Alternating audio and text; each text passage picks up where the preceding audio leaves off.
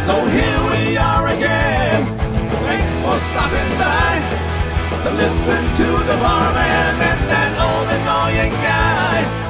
Do you ever wonder, do you want to see who are these men of mystery? Tizz lives in Scotland and runs XRP, a broadcasting legend, I'm sure you'll agree. Craig lives in a studio in the USA, working on music most every day. They come together at this time each week, a wondrous pairing of these two great geeks. So stop in the chat box and say hello, and listen in wonder to Craig and Tizz show.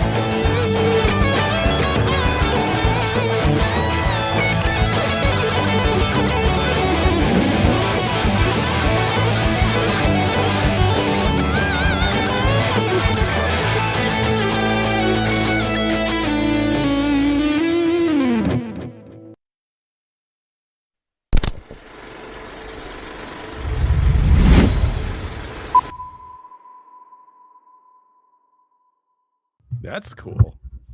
Oh, I was going to say, sorry, welcome everyone to the Craig and Tizz show. Sorry. Hello. Also, sorry that everything is wrong in the screen. I usually have a nice layout here, and it's yeah, really... all of a sudden you are much larger than I. You know, I'm gone. No, there we are. We're very small now. There we go. All sorted. Right, now everything's proper. Welcome to the Craig and Tizz show. I noticed that DVP, the Video Pro, added a reverb to the beep at the end of the thing. He did. It's very impressive. I mean, as reverbs go, that was noticeably different. Yeah, I caught that for sure as well. Yeah, so now you're the barman, not the wolfman, not the Batman, not the milkman. I know. I've been warning everyone about our incredibly different, completely revamped title intro tune. Well, it's not completely. Let's just say if it was a cake, it has a bit more frosting on it now. That's all. You know, look at it that way. Wait is it? We've got new intro tune, new time, new date. Is this season 2? I don't know. How long was season 1? Like a year and a half, wasn't it? 39 episodes. That's what I can give you. We're on episode 40 today of the non-pilot version of the Grainne and Tizz show. I think this is definitely season 2. It is the same 2 geezers though doing the show. Try season 3. TMI discussed was season 1. Well, that was what we called the pilot bit. That was the pilot episode. You did like 10 or 15 episodes. We did way more than that, and they were terrible. We had no idea what we were doing. That's the and we do now? No, but we pretend to. Of course to. We don't. The difference is between previously and now, right, honestly, is the fact that we've got like a theme tune, a jingle, and some like sections, which makes us look more professional than we actually are. Well, to be fair, we did have some actual segments that we kind of got away from. There was, the show used to start with, "Hi, how's it going?" And then it went to, I believe it was, "What's for dinner?" And then I think it was, "How was your week?" And then it was, "Let's talk about video games." Then it was just, "Oh, show and tell." Now it's kind of turned into more of like a free-flowing kind of conversation. But, you know, show and tell can still be in there. On a side note, I think we've got from like at any point, so we'll be talking about music, and then we get to AI, and then we'll be talking about like production, and then we'll get to AI, and then we'll be talking about Lego, and we'll get to AI. Like, we should just be the AI show. Yeah, I was going to say TNT. Maybe just change it to A and I. Yeah, why not? Artificial and intelligent. That's us. Well, I don't know about intelligent. Well, we are artificially intelligent, probably. Well, if we're going to be AI, you could be Andy, and I'll be like Ingram or something. You know, AI. I'm not changing my name. I'm not changing my name for this. Come on, man. I like Andy's good. I can just is. Yeah. Just get rid of the T. Yeah, you're the is, and he can be the A. A and is. Aiden it is. How weird is it that just removing the first letter would get us close to being A and I? See? What did you That's say? why. C and R. C and R. You said remove the first letter, and we're egg and is. No, Craig. Egg and is. Oh yeah. Oh, Reg. Yeah. I'm gonna leave it. Yeah, Reg. I'm gonna stop ruining. Producer your show. keeps influencing the show here. It's not good. And then the producer gets up and leaves. She's just got up and left. Yeah. I know. I mean, she Left gives to us. our own devices. Lunch She break. gives it. You know, I do Yeah, have a it's not T-shirt. I'm joking. I do have a T-shirt that says, "Was it in my defense? I was left unsupervised." That's going to be us now. Yeah. We. What was the T-shirt you were wearing the other day about adult? Oh, it's this one. Being a functional adult every day seems a bit excessive. Every day, I have a hard time if I make two. I That's have ter- a hard that's- time if I make like the first couple of hours of the day, if I'm honest.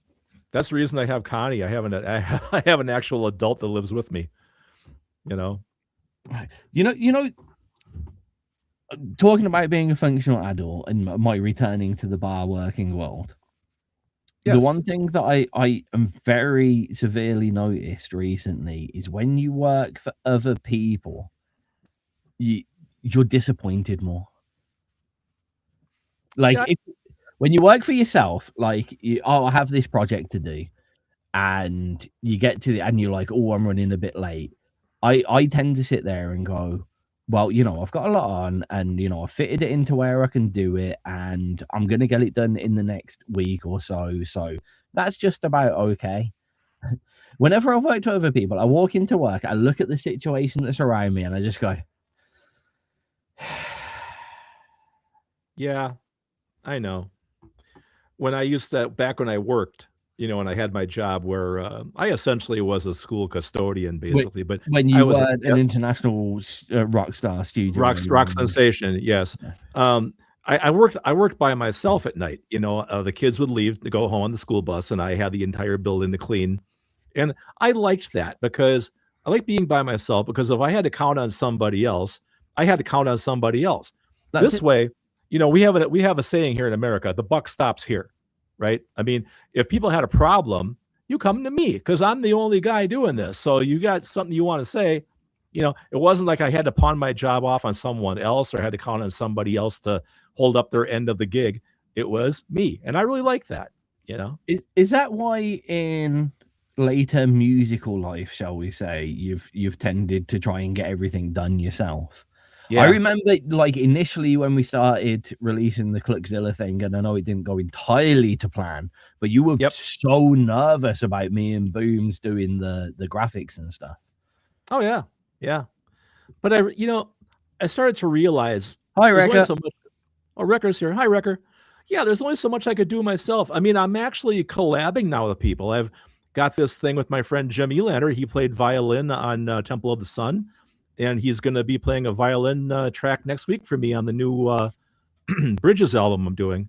Now, I know you've felt a bit uncomfortable at times, but you've been quite staunch on it. But when you've been like, I asked you to do violin, okay, but that's not the right violin, sorry. Or you know what I mean? How did you after going from, again, working employed and then even working in a cover band, the most employed of bands, would we say, the most business-like of bands, then spending such a long time doing everything on your own out of, I guess I say somewhat out of convenience and not having to deal with that, like, do it this way. No, do it this way. What's it like getting back into the collab world? It's interesting. The biggest thing for me is I don't want to hurt anyone else's feelings. Like if they come down here and they play something and I go, well, not really what I'm hearing, but I'm blessed that I'm working with people who are not offended by that. You know, that they're, you know, if Jim comes down here, he's working for the good of the song, not for the good of what he thinks it needs to be. It's like the vision I've got, you know, and very you know, much taking a directing position. Exactly. It's almost like a producer thing, actually. You know, I mean, I kind of have a vision of what I want to do. But I have learned one thing. When you get other people in there, then you start to get some different input and some different ideas that you necessarily didn't think of on your own, and a lot of times they're much better. Like when I worked with Mark Walters on Cluckzilla, when he was doing his little bits and pieces, he came up with different crazy things I didn't think about for Cluckzilla, but I went with his ideas and they turned out to be a lot better than what I had. I've got a musical challenge for you, and we haven't set you a musical challenge here on XRP for a very, very long time. Not for a long time. I would like you to go to one of these many musical friends of yours that you've now gathered in your many collaborational settings. There's one. Go to him. Shh. Oh, shh. Yes. Zip. Shh. Yes. I'm trying to set a scene here. Okay. And see if they have anything for you to work on. Switch the roles. That's actually kind of what I'm doing right now with the whole Ancient Ones project with Jim. He has stuff as well. I'm going to call that tentative for obvious reasons, but I know we're going to discuss that later. Yeah. We definitely we are later for sure. But yeah, it's kind of a two-way street. How can I say this without sounding totally egotistical and just a total jerk? I'm going to try and we'll see. Kind of follow me on this, Tizz, and see if I don't offend too many people. Okay. Have you ever been back when I used to work with other people in bands? I'm still getting over what you just said. Okay. But hang on. No. Have I ever been? I got that far. Okay. Did you ever play in bands like when you were younger, and you realize that maybe this guy doesn't have as much talent as I do, or maybe I'm kind of like carrying the whole thing on my shoulders because I can do a bit better than the rest. Every band has a weak guy and a strong guy, and those guys are kind of okay. Did you ever kind of run into that? I mean, not that I'm saying like I'm the end all and be all or anything, but everybody has a certain level of talent, I believe, and I mean, did you ever have that thing where they're not hearing what I'm thinking or... Not quite so much in that way. I felt more than anything, a lot of the musicians that I worked with, especially early on, your school bands and your college bands, were somewhat aspirationally restricted. So my very first band, our lead guitarist was ridiculously good. I was not as shit hot as I am today on bass, but I was, Well, of course not. I'd picked up the slap and I was smashing it out. Our rhythm guitarist, he was, like when it comes to rhythm guitarists, sometimes they're put down because they're not the lead guitarist. They can't do all the twiddly twiddly. But what I mean, especially like in a jazz band or a funk band, when the rhythm guitarist just knows his place and does it perfectly. Yes. That drummer, he was technically very good at mixing. So what he liked was kind of metal, but what we were doing was more kind of proggy jazz stuff. But he was using the fact that, he had a metal drum kit, multiple cymbals, double bass pedal, but he was using that and actually like using brushes on that and taking the fact it was almost like I have this kit, but I need to play like this. So technically, he was fantastic.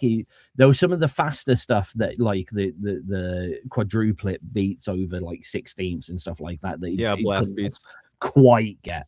Right. But we're a phenomenally talented 4-piece, and they'd only play covers. Yeah. See, well, that's all they wanted to do. I'd bring stuff to them. I'd be like, you should do something. And they're like, no, let's play Funeral for a Friend again. Let's play the Red Hot Chili Peppers again. And I was like, I enjoy this. This is an enjoyable thing. But like, if I'm going to spend all of my lunch breaks at college and 3 hours every Thursday and Sunday on this, I want it to go somewhere. Like, yeah, right. The only places that we could play because of, think about the amount of college bands playing covers realistically.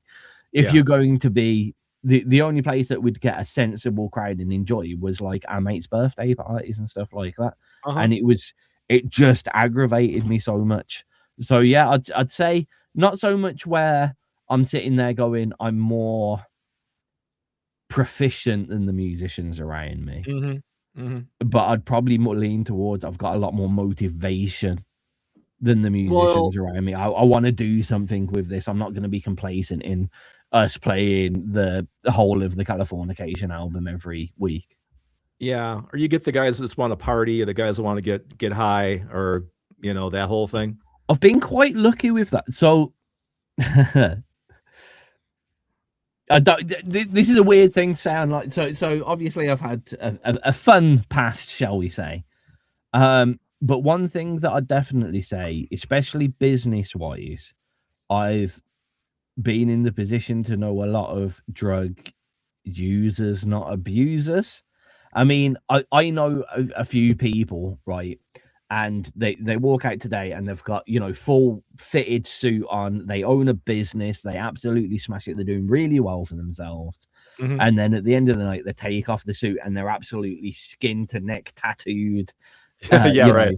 What I mean, and they've got their money, but at the end of the night, they may partake in some heroin. But like, they have the money to fund their habit. They're careful. They wouldn't do it in the middle of their work day at a meeting, that kind of thing. You know what I mean? I've known DJs that are like, they're not cocaine addicts or anything, but they'll have a little lie-in halfway through a set at 4 a.m. in the morning to get right. I know people that are very insomniatic or epileptic or have neurological disorders that would smoke weed to cope with, I mean, it's well documented that THC is a good neurological, when used correctly, a good neurological somewhat suppressant, especially when it comes to seizures and stuff like that. So I was quite lucky. Like, yes, I would see someone sniff a line and then get on stage, but I'd never see someone not be able to walk on stage, not be able to do their stuff. In actual fact, at some points, when it came to the business side and some of those people did their little line on the table, they would be the best person to get all the accounting done and stuff like that. You know what I mean? And going back, like I've taught in schools, I've known teachers that use certain substances. I'm not going to say where or out anything specifically. Of course not. Because they're fantastic teachers. I think I'm a very big advocate for a lot of substances in the world have been genericized for a whole world of people. And a lot of substances, I have known certain people smoke weed all their lives and the best people in the world, and I've known certain people smoke one spliff and go on a murder spree. Not quite as dramatic. Well, I get it. Yeah, it's how you respond to it. Some people can take it. Some people can drink. Some people can. I've even seen people that have taken up smoking, and then after they've gone like, this ain't for me, and coming off it, and they are the worst person in the world.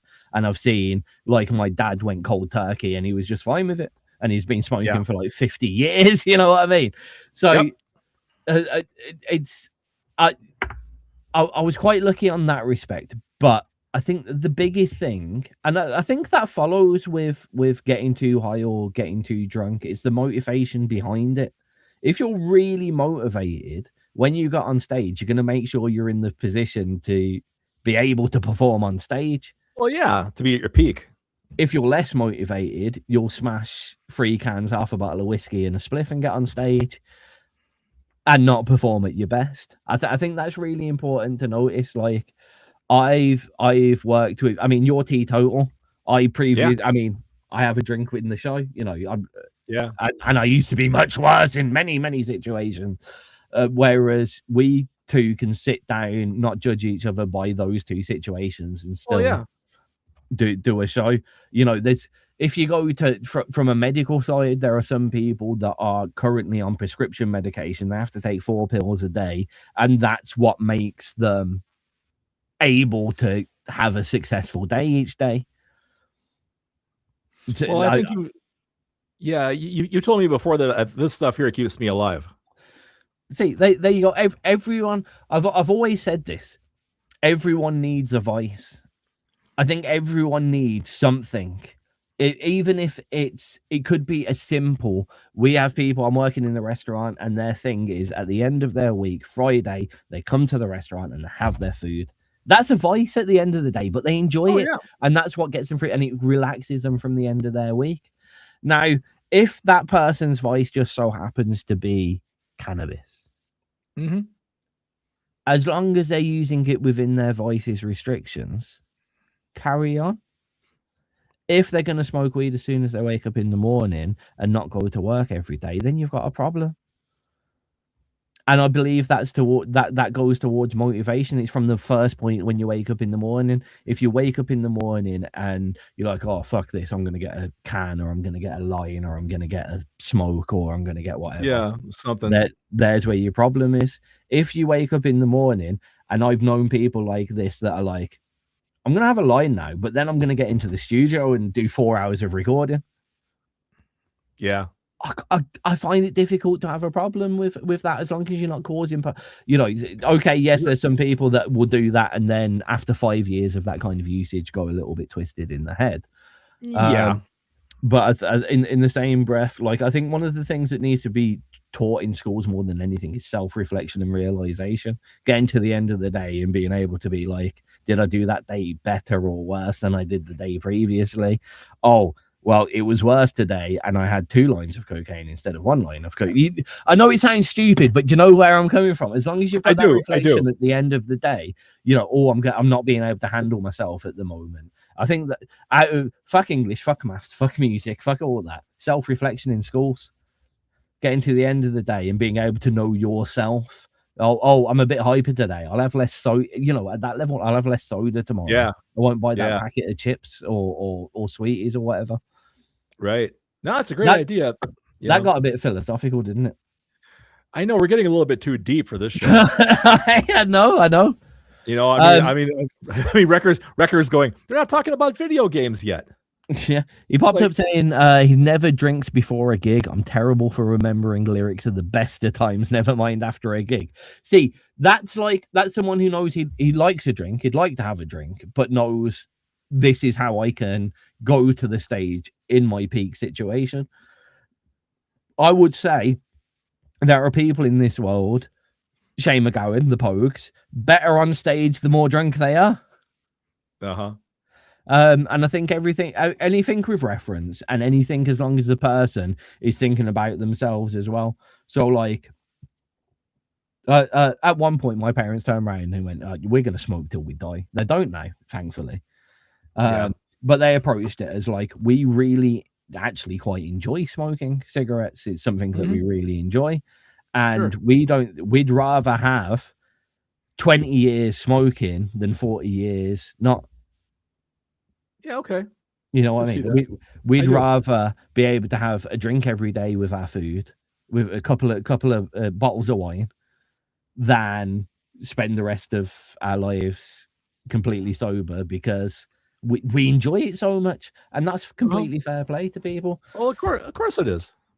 Yeah, this is I gotta ask Wrecker. This is almost a little bit of a tangent, but maybe not too much.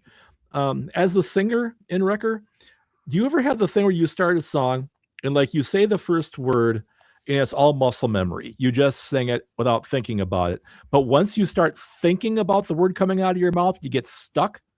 Does that ever happen to you? Like if you start thinking about what you're singing, you go, uh-oh, because then you're concentrating. If you just don't think about it, it just kind of falls out of your brain. Do you ever have that? I used to have that on stage. I'd think about what I'm going, and all of a sudden I get stopped in the middle of it. I'd agree. The biggest thing for me is remembering the first word of each verse. Yeah. As long as I remember that, I can do everything. Then you got it. It just falls off the dome, like. But that's why I watch bands now, and they have their iPads up there, and they have their lyrics and everything. Man, we never did that. We had to memorize everything and just go out there and did it. I would say I did see quite a few bands in the past with their scrumpled up lyric sheets sellotaped to the mic stand. I mean, you must have seen that a good few times. Hell yeah.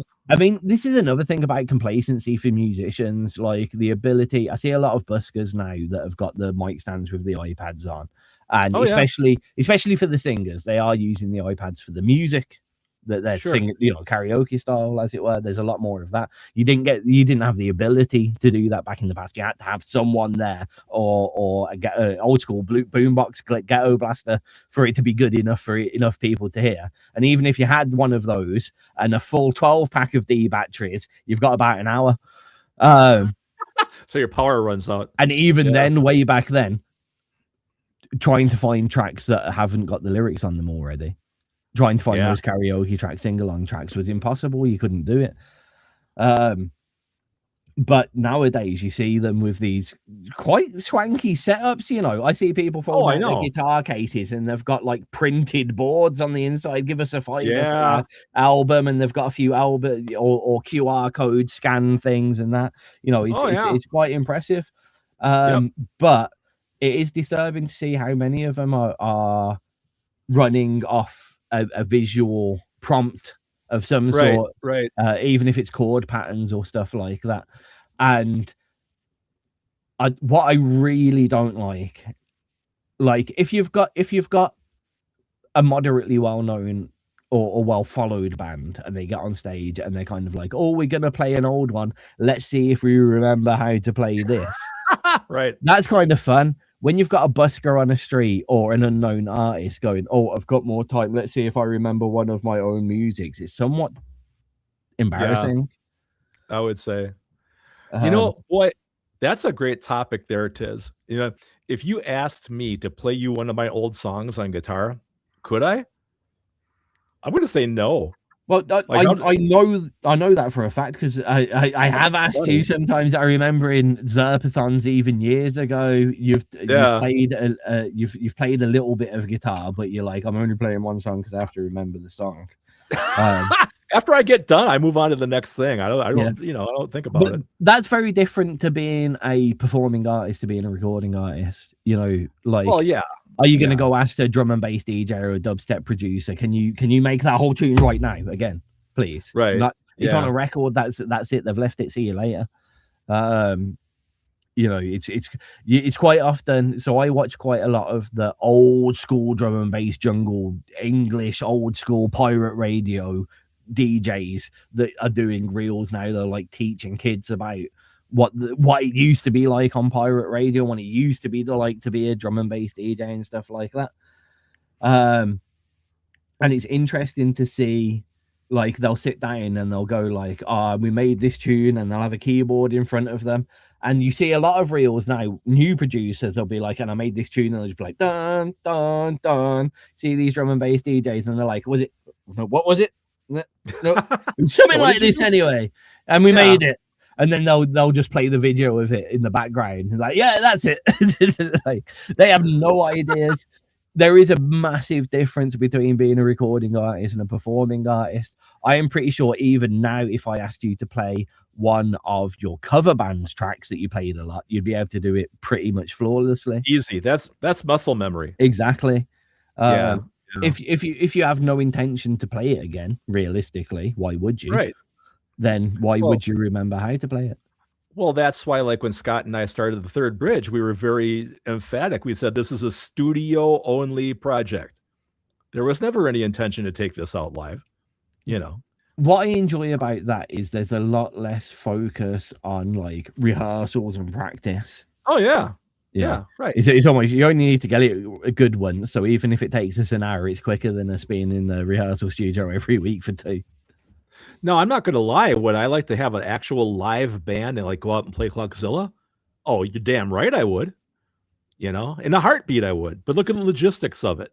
That's the thing. Like, you'd love to be like, I'm trying to think of a name now and it's not coming to my head. But what you'd like is that to be like Prince would have organized. Like, that's all organized behind him. All he has to do is get up on stage and sing and play his bit. You know what I mean? All the other stuff, the projections, the backing band and whatever, they've been rehearsing for fucking years. Right. They put on stage, they'll probably do a rehearsal the night before with actual Prince. And away you go. Yeah. That's what you want. The problem is with an independent artist of doing something of that scale, it is half a year's worth of rehearsals, practice, getting all the equipment together, putting it on stage. Oh yeah. This is something that is very much needed in the independent world, and I'm going to call it, in the most basic way I can put this, but a wedding planner for bands. Yeah. No, that makes sense. I can see that. mean? Someone that does that can take a project, go, this can be bigger, does the stuff around it that is very time consuming, and understands that the end result is going to be worth it.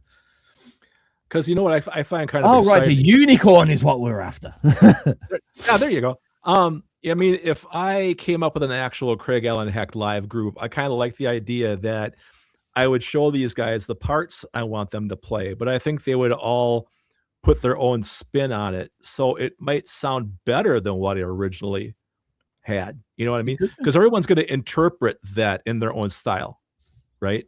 As individual musicians, So I think it could be really cool.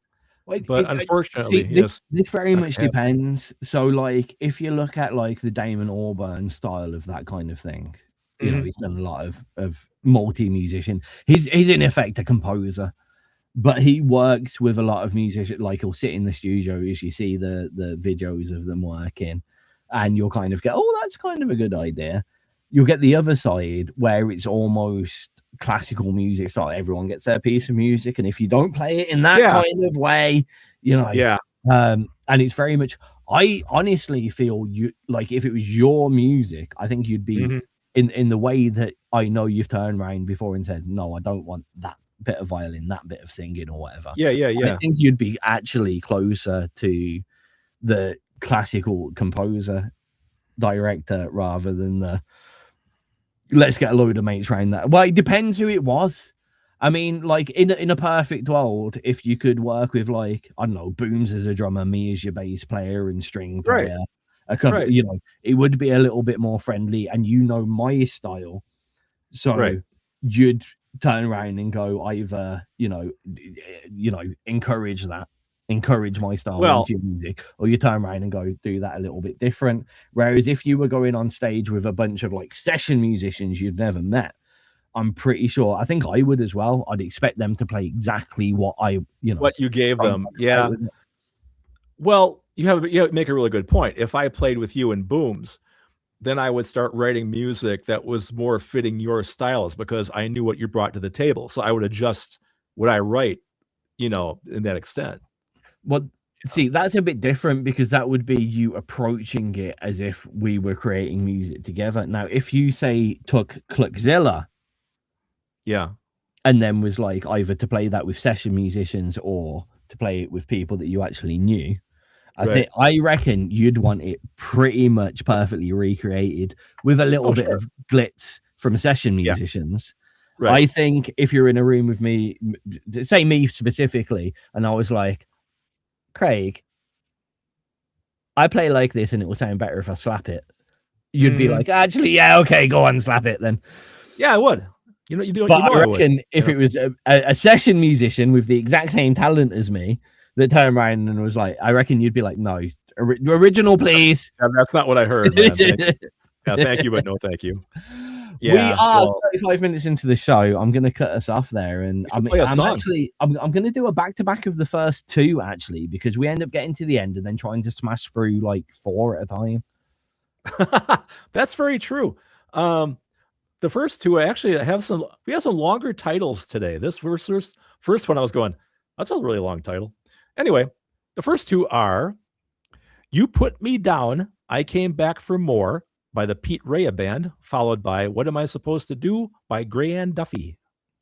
That is, you put me down, I came back for more. What am I supposed to do? It's a sentence in itself, isn't it? Shall be one song, yeah. It'd be so weird if they knew each other. If they were boyfriend and girlfriend. Yeah, I know, right?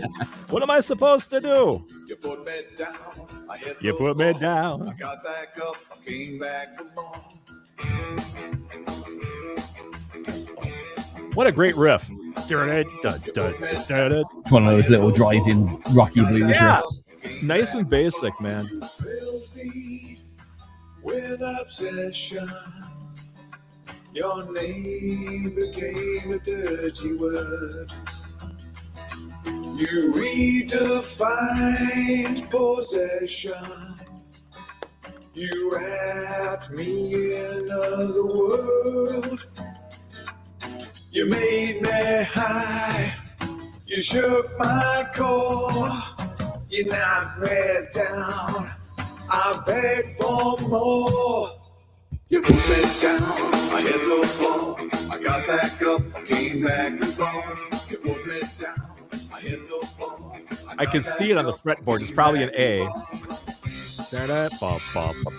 Yeah. In the darkest nights, and we're playing games only you can choose. Are we halfway up? Are we coming down? You won't stay forever. Don't go right now. Waiting, waiting. I'm always waiting to feel your love rage over me. You put me down, I hit the floor. I got back up, I came back along. You put me down, I hit the floor. I got back up, I came back for more. You put me down, I hit the floor. I got back up, I came back for more. You put me down, I hit the floor. I got back up, I came back for more. They're both crazy in the heart of you. Devil mischief and the things you do. You will pain when you turn the screw. Ecstasy when your love comes to.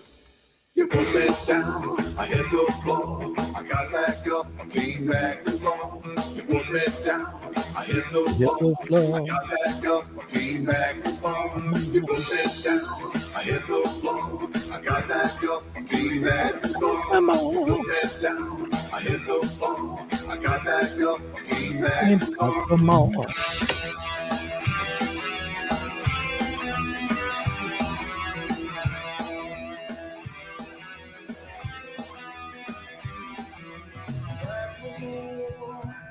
I came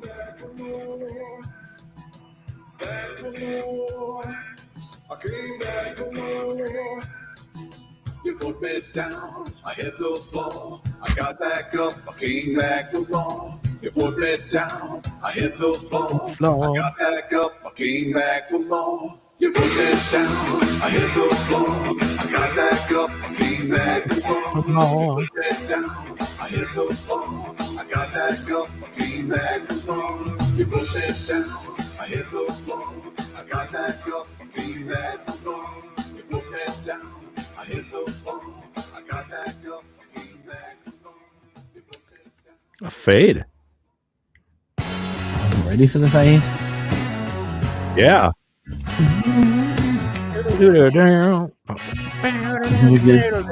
Bluesy bearing on country one. Yep. These remind me a lot. Do you remember Playing with Fire from 68 to 75? No. Very, unfortunately, very similar kind of vibe to it, but a bit less aggressive rocking.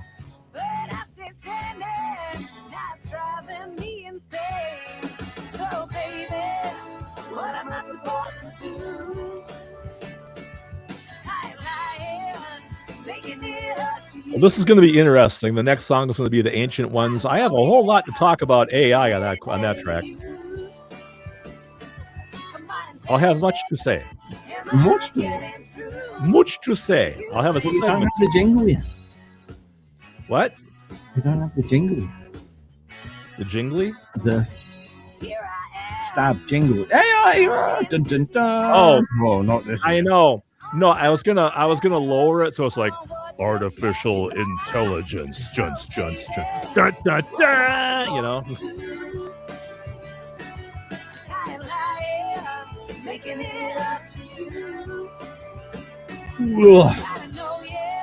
Oh, don't start that, man. Like it won't normally be like this because it is a little earlier and I've had the day off. But Kat took advantage and was like, "Do you want to go to the pub for a steak?" And I was like, "Yep, 100%, I do." So I had a couple of. I was going to say I had a couple of steaks and a beer, and I had a steak. Here you go, a couple steaks. I almost went to a late showing of Mandalorian Grogu on Tuesday, and I didn't go. I still haven't seen it. Our local cinema on Tuesdays, they do a cheaper ticket. So I think next Tuesday I'm going to go see it for sure. I got to go see it. I've seen it. I know you have. And then now Masters of the Universe is coming out next. And the first reviews are great. Go see that instead. Yeah. Oh, don't tell me that, man. Come on. Do you want me to live on air give you my honest review of the Mandalorian? No. Nope. Don't ruin it for me.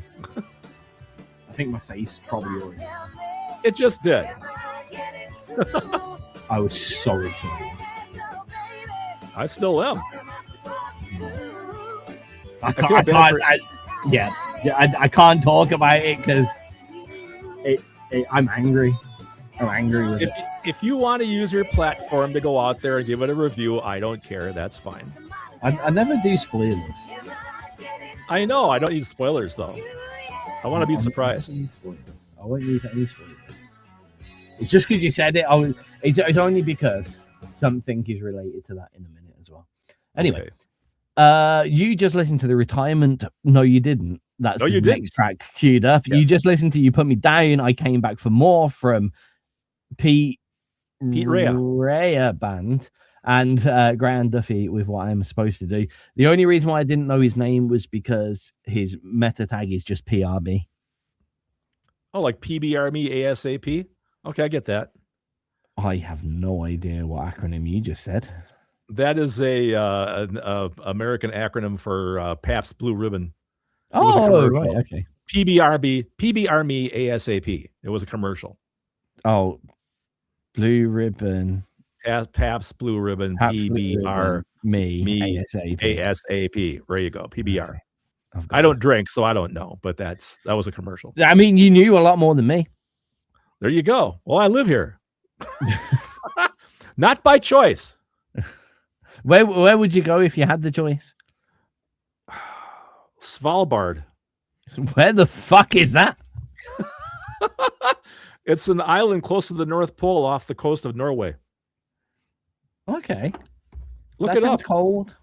It sounds But then very again, cold. you're in Minnesota, so what the hell? But they have Arctic, what do they call it? Arctic night and Arctic day, where the sun doesn't go down for like 3 months. And I was gonna say that was the first thing I was gonna say to you. Like, whilst it isn't as cold as everyone says it is through kind of the summer months, would you be able to deal with the fact that the sun 24/7 light? Yeah. One of the vloggers Connie and I watch is based out of Svalbard. Her name is Cecilia Blomdahl, and she has wonderful videos about living there. They see the aurora borealis like you wouldn't believe, being that close to the North Pole. Is Svalbard like the famous place that's like 12 hours? Yes. Or 25? Okay, correct. Cool. Yep. Okay, yep. cool. Yep. Anyway, that's where I'd go. So enough of that. The one thing that I do like about that is I know their hours and working policy is very different because they don't have a definitive kind of day start, day end.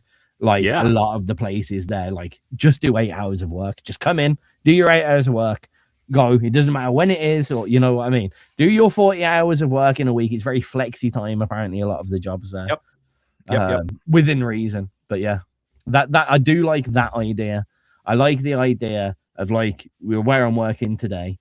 Well, not today because I didn't work today, but where I'm working now. To turn around to me and go, you're doing 35 hours a week, whenever you want. Oh yeah, there you go. I love that. I love the idea of that. I guess it doesn't work for hotels so much, but yeah, that's true. Okay, moving swiftly. I can't say that. Moving swiftly onward. Are you sure you don't drink, Craig? I probably should. Where do you want to go next? I have a whole couple segments myself, but that's up to you. Well, I mean, as the next track is somewhat its own segment, I open the door to that first, and then after that we can do the other segments? Well, let me talk about. Okay, I'm going to be getting into artificial intelligence. Could you put an echo on my voice for that? Artificial intelligence. We had to scream. That was a scream. Artificial intelligence happened. Has a scream at the end of it. The ALT just went, what the fuck is wrong with you, Bear? Well, she's asking you now. It's kind of late, isn't it? Okay, here's the thing, guys. You don't need the answer to that question. You already married me. Too late. And the problem is I helped, so guilty. Okay, here's the deal, guys. I'm gonna let you guys in on some Icebox Studios insider info that none of you knew about, not even the mighty Tizz. You guys have heard of Kinda Craig, right? Which was the Craig Allen Heck tribute band that was all done in AI. Okay, I had plans for them. I already had a Kinda Craig Captain Midnight tribute album set to go, where they reimagined Captain Midnight. It was called Hail to Captain Midnight. And that was going to release 3 months after the first album dropped. And I started work on their tribute to Cluckzilla, which was going to be called Foul Play. And the first couple of tracks were incredible. The way that Suno reimagined Cluckzilla. And I had about the whole thing done, and I got down to, I think it was the Battle of the Ages. And I uploaded that to Suno, and Suno said, we cannot generate a cover version of this because it's a copyrighted song. It's my fucking song, okay? But Suno would not regenerate it, okay, because it's copyrighted under Icebox Studios. Now, I don't know how the rest of all these songs got created because they're all my copyright as well, but it went through the entire Captain Midnight album, not a problem. It went through the first 8 tracks of Cluckzilla, not a problem. It got to this song, and it hung up. I had no way to get around it. I tried a new mix of it. I re-uploaded that. It still saw it as a copyrighted song, which, ruined that entire album. I could not continue. So me being me, and as you guys, those of you who know me, I don't overreact to anything.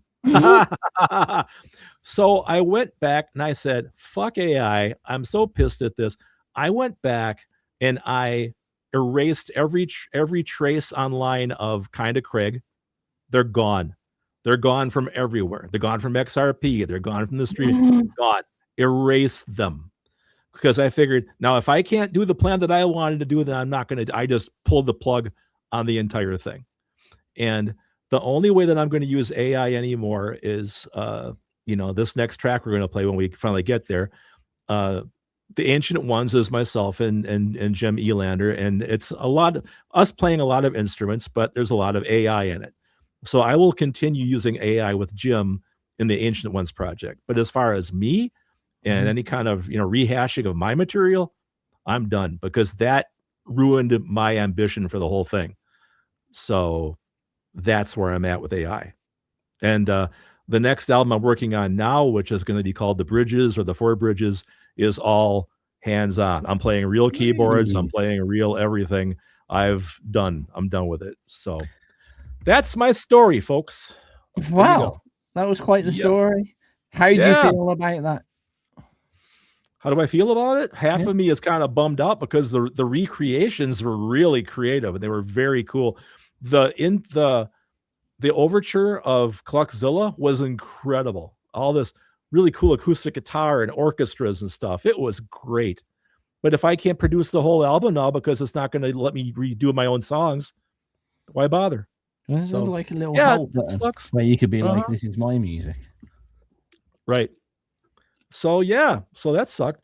Well, it did say that you want to contact customer service as Suno and tell them that it's your song. I figured I'm not going to go through all that hassle. I bet you could have sent one email and get the whole thing sorted.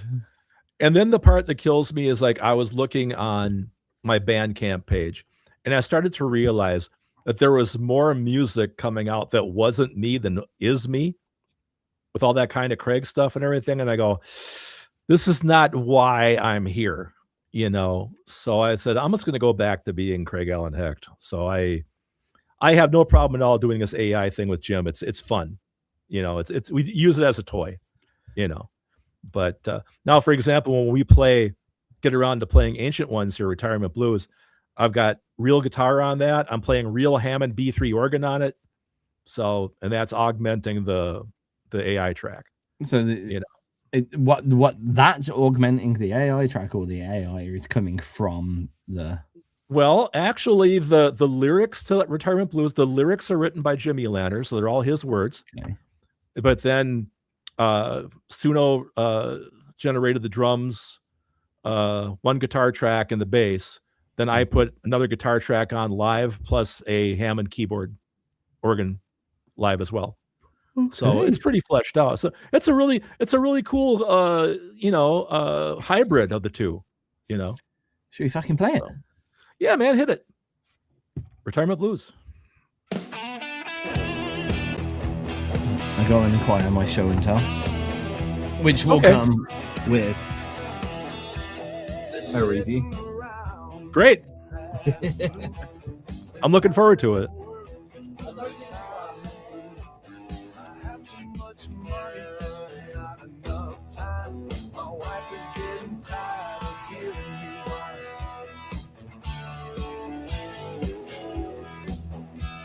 I go to the store, but I just get bummed out. I'm shuffling and looking like these geezers, no doubt. I got aches and pains that get worse each day. I'm trying to keep it on till they go. Hopefully I snuff that in so it wasn't too often.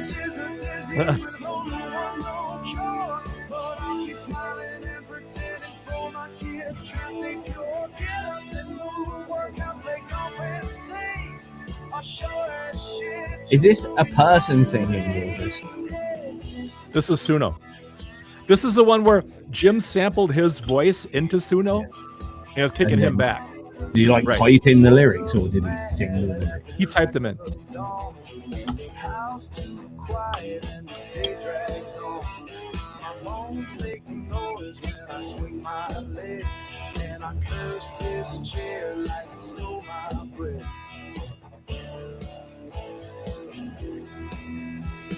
The mirror don't lie, it tells the truth. Hard years settled and stole my youth. I used to run fast, now I barely move. Just a tired old soul with something. Retirement is a disease with only one known cure. But I'll keep smiling and pretending for my kids. Try to stay pure, get up and move. See, the only issue with this is because it's country. It's very country. No, it's not. It's blues. It's very fucking country. Piss off. It's reminding me very much of the gay cowboy songs that were sent to Sefton's all the time. Oh, really? This construction of it is so similar in the way the tracks put together. Funny. I have to tell Jim we're a gay country band now.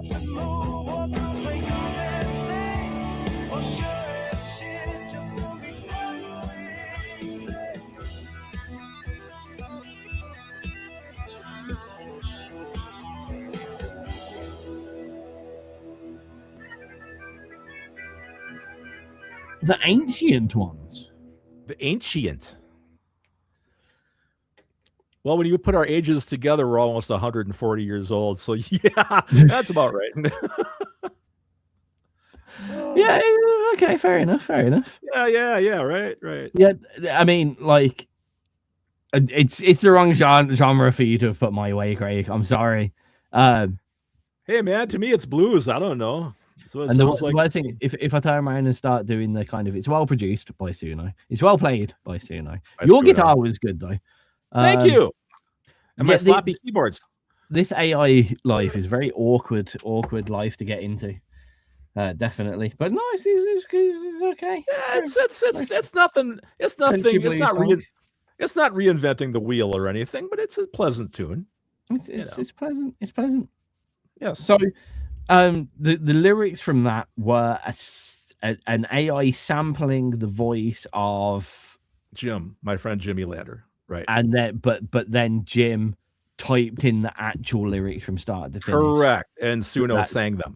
A representation of Jim by AI Yes. singing the actual lyrics he sang. Correct. You are absolutely correct. This goes back to, like, you know, ghostwriters and stuff like that. You know, should the Yeah. ghostwriter get enough credit Yeah. for the singer? Yep. Are we suddenly allowing ghostwriters to make their own songs now? Oh, you should have seen when I put this up on DistroKid. All of a sudden, now they have a question: is any part of this song generated by AI? You never used to see that on DistroKid. It must be something relatively new. It's something that we are going to be adding to XRP as well. Due Yeah, to various yeah. legislation. I want to add it. To be fair, a lot of the other places don't, but I want to add this. And the part I found funny was it didn't seem like it made a difference to them. They didn't say, well, now we can't post it, or they wanted to know. They want to know how much of it actually was AI and how much was actual human. They actually wanted a percentage almost. Across all main platform, Facebook, Instagram, blah, blah, blah. It's not about AI stuff being better, worse, extra-sized or anything like that. It's more about allowing people that are consuming it to know what they're consuming. Yeah, yeah. So a lot of people want to support real people. Now, Sure. it's the same as a lot of people back in the day wanting to support independent and alternative artists. It's the same as people back in the day wanting to support their, you know, their local youth clubs. You know, it's that exact same thing.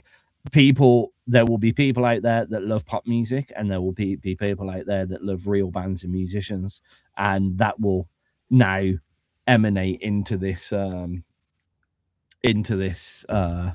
musical world of ours, unfortunately. But yeah, I mean, I'm never gonna turn around to anyone and saying your taste is wrong. Oh, of course not.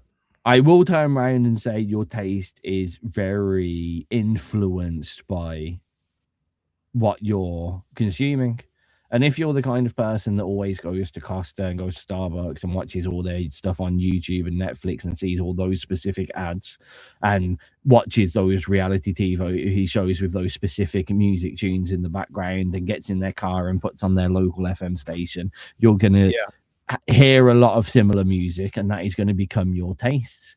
The same way that if you paint your whole house red and hate it to start with, you'll actually start really loving the color red within 5 years. It just depends whether you can get through the 5 years.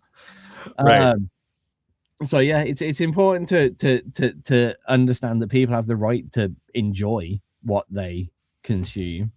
Right. And the point now is influencing people to understand what it is they are consuming. The same way as, like, years and years and years ago, everyone ate those shocking chicken McNuggets that had plastic in them, but then they found they had plastic in them. So there was this whole fucking documentary, and McDonald's stopped putting plastic in chicken nuggets. You know, ignorance is a bit of bliss. You know, if that investigation still didn't happen, would we still be eating plasticated chicken nuggets today? Yes. In the same way as if we don't tell people that AI music is AI music and not created by real people, we won't give people the chance to know that their music is a chicken nugget with plastic in them. In effect, you know what I mean? That's a great analogy, man. Really I didn't explore it very well there with my words. No, but it sounds good. Here's my new song. It's like a plastic chicken McNugget. Thank you. Yeah.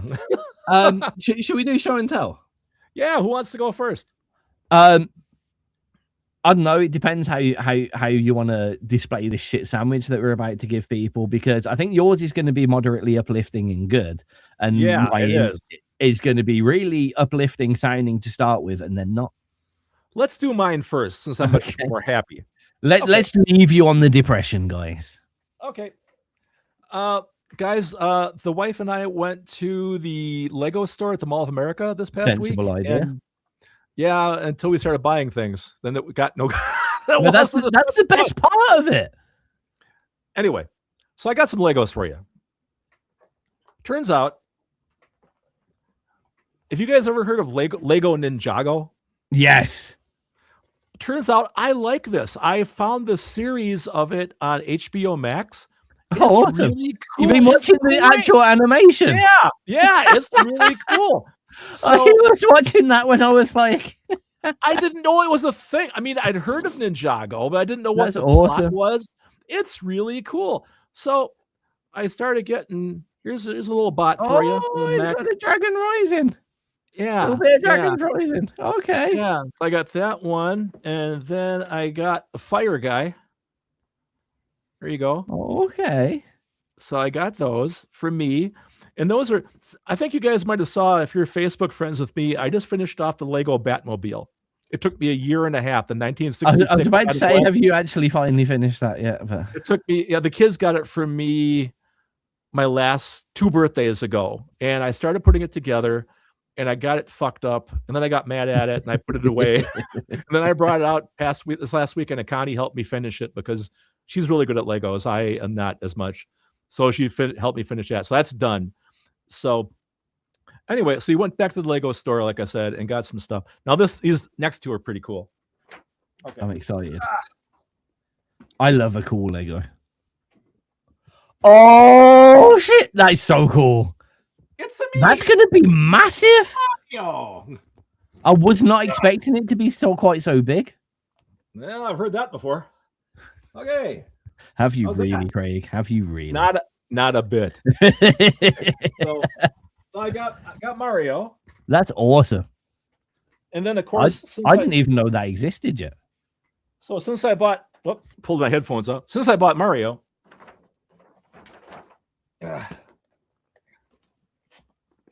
Hey, it's Luigi. It's a Luigi, yeah. Cool, huh?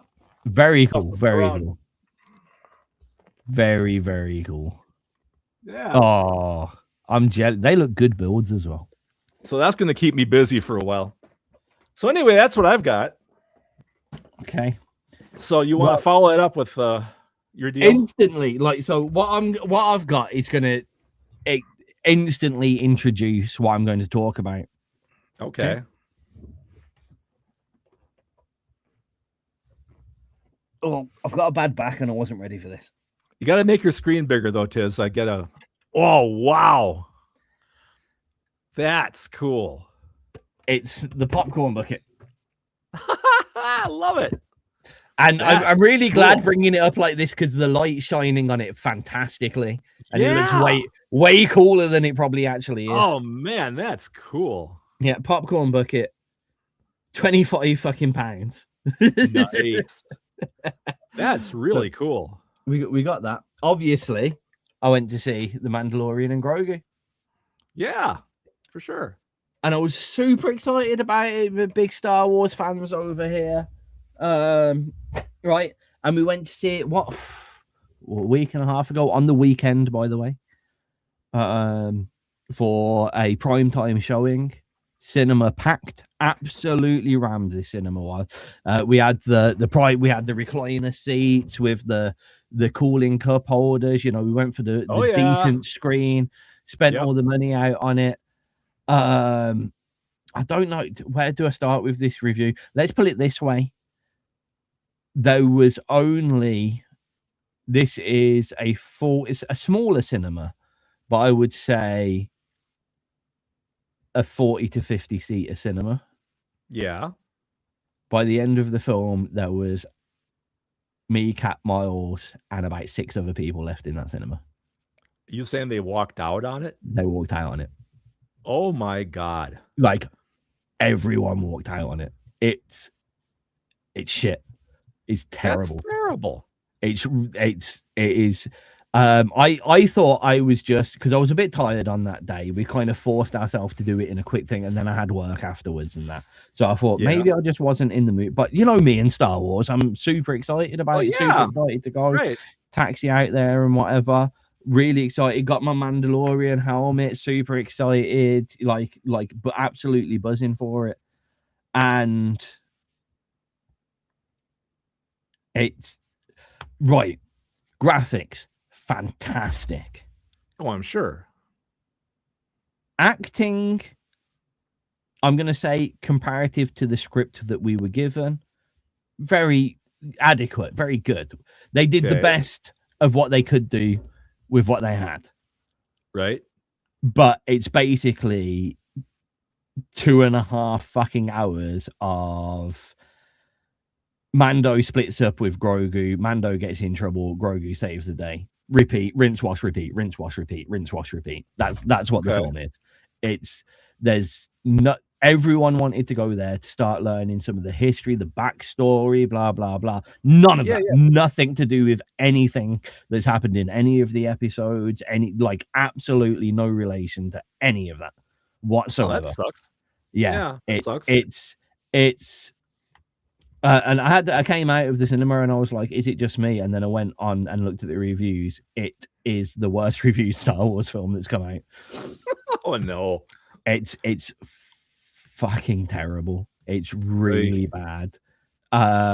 There's some, you've got your little cameo moments that you'd have in, when like Marvel come out with the not AAA star rated Marvel films. It's one of those. It's one of the and you're like, that's the bit funny bit, and that was a quickly written script, but punches, action, good stuff. But so you're saying you're not meant to get that from a Star Wars film. You're not meant to get that from a Star Wars film. It's pretty much Ant-Man then. It is. It's so bad. It's really bad. Like, I don't like putting people off films. I'm trying not to give away any spoilers for it. Yeah, please don't. I still might go see it. Go see it. I would not waste the ticket at the cinema. So just wait till it goes to streaming. The whilst good special effects, they are good special effects. It's very good. It's very visually great. Right. It's not a good enough film aside from that to spend that money on it. In my personal opinion. And I'm a massive Star Wars fan. You are. It was. I mean, this is coming from someone that likes episode 1 to 3. Oh, me too. You know what I mean? Like I'm such a fan. I like the prequels. I like the sequels. I've got no problems with it. I loved Solo. I loved Rogue One. Well, Rogue One's fantastic anyway. Yeah, agreed. I loved Andor. I've loved The Acolyte. The Acolyte was seriously hated by a lot of people. Loved that. It was. I can see myself watching it throwaway if it was on Disney Plus for free on an afternoon where I've put it on in the background while I'm cooking and I couldn't think of anything else, and it just so happened to be just released on Disney Plus today. I don't think I will ever purposely choose to sit down and watch that film. And that's crying shame, because there is nothing else in Star Wars, minus the holiday specials, that I will not watch. That's pretty incriminating for sure, man. Wow. It's shocking. If you can completely disassociate the fact that it's a Star Wars film, the amount of money that's being put in, the precedent that it should have delivered an absolute fantastic script realistically after the success of The Mandalorian as a show as well. Yeah. Like the hype that was behind it, and you are walking into the cinema on one of those, like, I don't know, Wednesday afternoons where you're like, I'm going to watch a film. It doesn't really matter what it is. I'm going to the cinema. Then you might have an okay experience from it. It's like taking your kids to see that film that you don't want to watch, but it's kind of okay. So you should have went and saw The Devil Wears Prada 2 instead. I mean, Devil Wears Prada 1 is quite a good film. I don't care what anyone says. Hey, man, I agree with you. I'm right there. I don't know anything about 2 at all. It's supposed to be good. I'm not as big a film buff as I used to be. I'm definitely in my small little alleyways of like Ghibli anime releases and Star Wars releases. I'm not gonna lie, but so I can't. I'm not doing this under the pretense of being a massive film critic or film buff. I'm approaching this as a person who, me and ALC, big, massive fans of The Mandalorian. loved The Mandalorian, loved every bit of it. Like, there's not one part of it that we disliked. Well, and then being a massive Star Wars fan prior to that anyways, and then walking into that cinema and like, I don't fall asleep in the cinema, and I was struggling. You know, it's just not a good script. It's just, that's what it is. The graphics great, the acting goes well for what they can do, the little partnerships between the characters, you know, they obviously became friends on set, and that's displayed on screen and done very well. Right. But the script is astonishing. So it wasn't even the same quality as the TV show on Disney Plus? Again, like visually, way better. Yeah. But not story wise. It was terrible. There wasn't a story. Wow. There wasn't a story. Okay. It in short. It was cute. In short, they go on a mission. Mando gets in loads of trouble. Every time Mando gets in trouble, Grogu saves him with the Force. Well, that makes sense. End of story. That's okay. it. Okay. That's it. Well, fair enough. No surprises, no twists, no like. Yeah. You sit there and you're sitting there and go, Grogu's going to pop him in 5 minutes, and then Grogu pops him in 5 minutes. You everything after the first 20 minutes, everything in that film you say is about to happen. Okay, you can predict it. Yeah, Grogu's going to put his armor on now. There we go. You know, like it's down to the level of what they say. You know, sometimes you'll hear a new song and they'll be like, "I'm going out for the day," and you're like, "I bet it's going to be in May, isn't it?" That is what sitting down and watching that film is like. That is what it is. Well, good to know. Good to know. Well, like I said, yes. I think it's. I want to say this more so people walk into it and don't get as disappointed as me, because I know I'll say something like this and people will go in and they'll go, "What you on about? It was actually quite okay." And I think it's only going to be okay because you have heard me say this.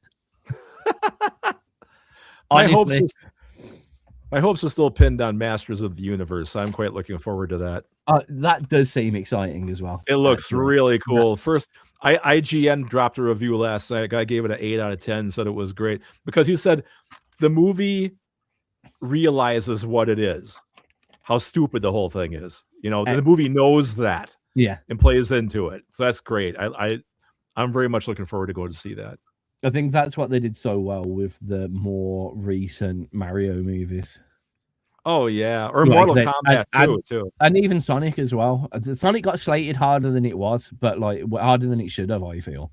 But I think Sonic 1, 2, and 3, the more recent movies and the original, they played into the fact that it's like we can't follow a script, we can't make a whole new script because that's going to piss off everyone around it. So we've basically got to in-joke and cameo the whole thing. Yeah. And with that kind of stuff, it works really well. Really well. It's funny. I own all 3 of those, and I have yet to watch them all. I think I watched the first one like 3/4 of the way through. Are we doing what? Sonic ones? Sonic, yeah. They're quite good, to be fair. They're humorous. They're humorous. You've kind of got to get past the first. I don't think they used the right animation for the first one. Kind of scary. Yeah, kind of scary. For sure. It's not what you wanted Sonic to be. I mean, he's a hedgehog and he's fluffy for a start, but that's that. Yeah. Anyway, let's get off the depressive side of me saying everything shit about all films. Should we play another couple of tunes? ALC's just bought me some fries as well, so I'm going to eat some fries in the next tune. Okay, would you like a back-to-back? I would love one. Wonderful. Here comes Sink or Swim by Ellie Walker and the Folly, followed by Gatecrasher by Calamity J.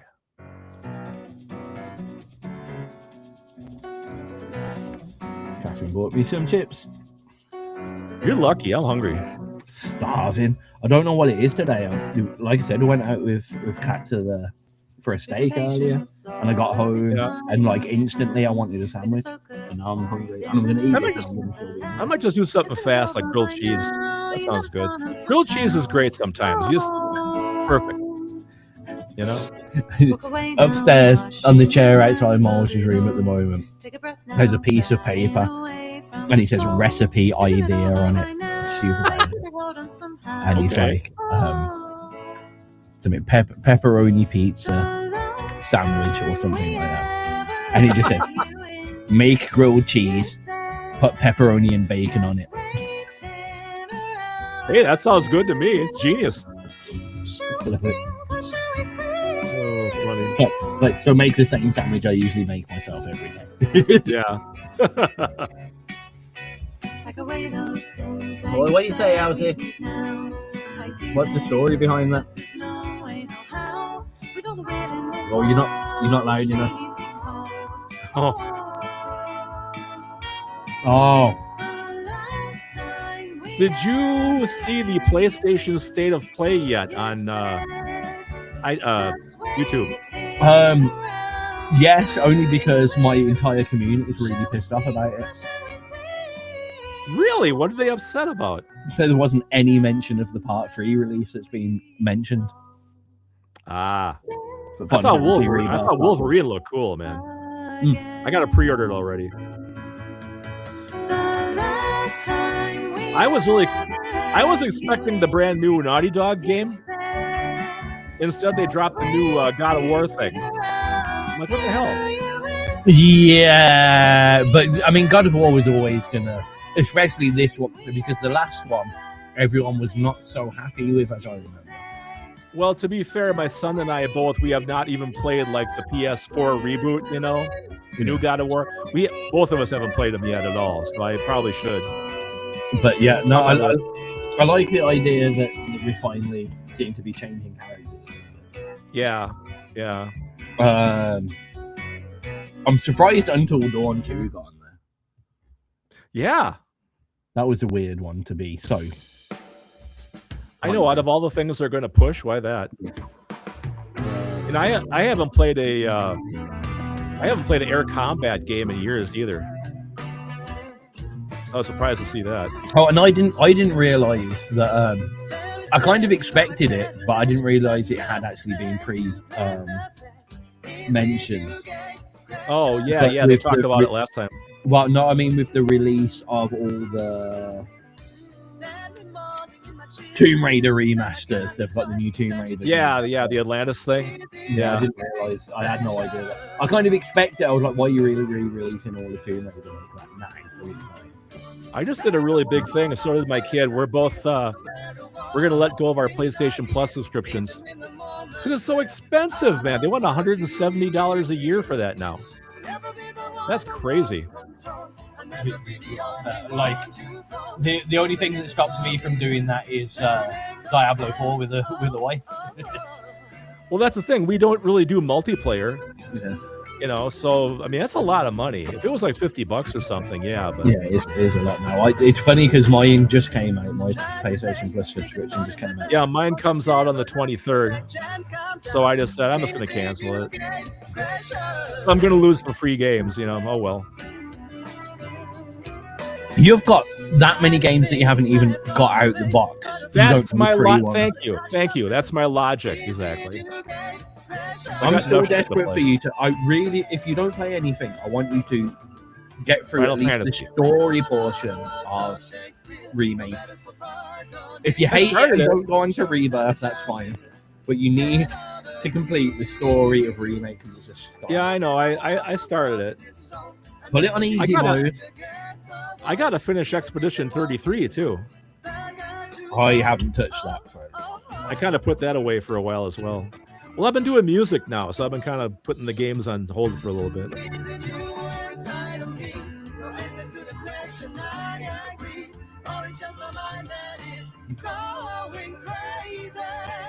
I don't think you see me running off tonight.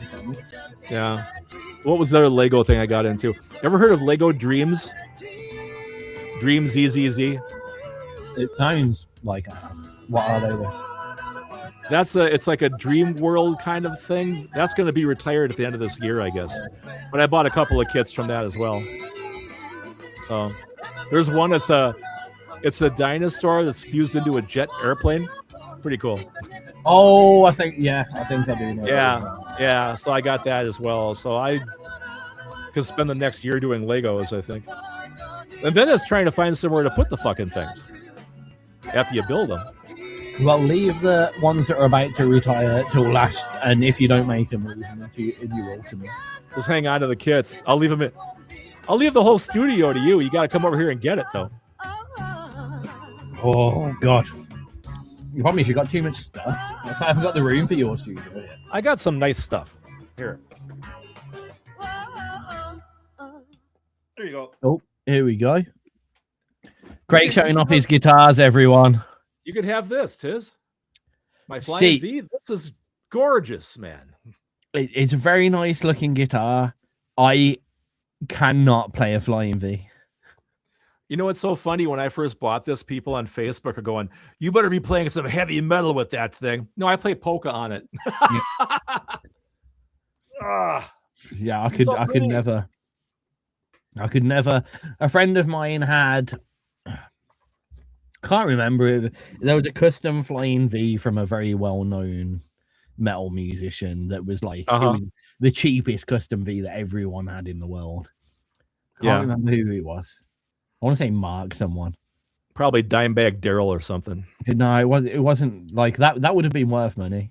It was like, I don't know, Walmart had got a sponsorship deal to sell their cheap practice guitars with like the guitarist from Slipknot or some shit like that.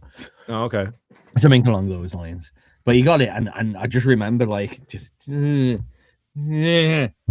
what you do is you sit down and you put your knee in the crook of the V, and that I don't want to play like this. I'm playing guitar, not sitar. Yeah. But it's an interesting story actually. That guitar, that's a Dean Flying V, and they got a cease and desist order from Gibson telling them that's our body style. You cannot make those anymore because we have a copyright on that shape. So you can't get those anymore. It's kind of a rare piece now. Gibson. Yeah. Did you hear about Fender now? Fender is suing people for making Stratocasters. They're copywriting that body shape because someone was selling a Stratocaster copy on AliExpress. Fender saw that and put out a cease and desist on AliExpress. So now they're going after all these independent guitar makers saying they cannot use the Stratocaster shape, and they're going to sue them for it if they do. And they want them to destroy the stock they already have. So like PRS has one, Ibanez has one. A lot of guitars have Stratocaster clones, but now Fender's going after all of them. So it's a big deal right now. I'll be surprised because that would have to come. Surely that would have to come off patent. Oh yeah, and the patent and just the outline of a shape. Like yes, with your wood and your dimensions, statistics, etc. But just right. You know what I mean? Because realistically, those like you can get £100 Stratocaster shape from your local supermarket for $79 kind of thing. Yeah. So if it looks like this, you're in trouble. So it's just shit. That's wild. I don't know, man. Isn't that crazy? Yeah, that's all over YouTube right now, at least on my channels anyway. But anyway. I knew Fender were having some money problems, but I don't think they go that far. Well, people have been saying their newer guitars have been shit anyway. I mean, I wouldn't know minor. The one I showed you was 30 years old. Stand by this. The more with any instrument of premium, shall we say, like again, if you go to Walmart, buy their electric guitar package, or Asda, buy their Argos, whatever, buy their cheapo £200 electric guitar package, you know what you're gonna get. Premium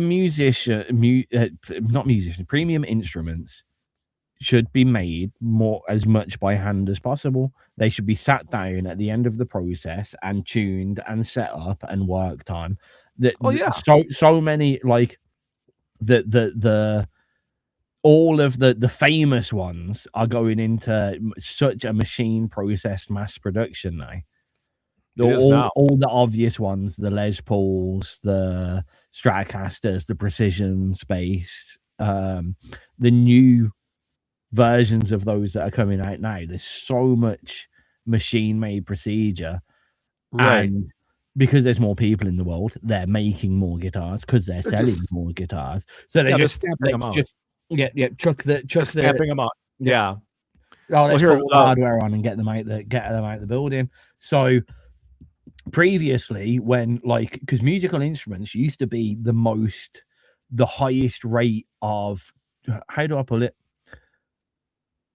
The quality assurance via creation. So say, Well, bang for the buck. Is that what you're trying to say? not bang for the buck, but like, so say if you are Walkers or Lay's crisps, right? Yeah. You're making 100,000 bags of crisps a day. 4,000 of those are going to be broken crisps or bad flavored, or you're going to have Right.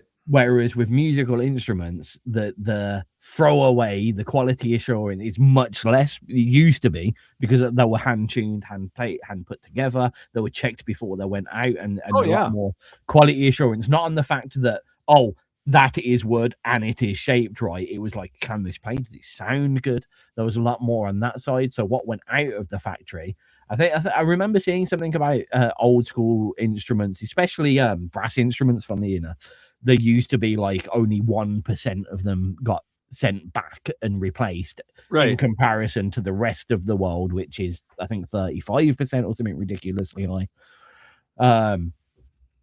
So nowadays, I don't know if any research has been done, but it's obvious that that's massively higher.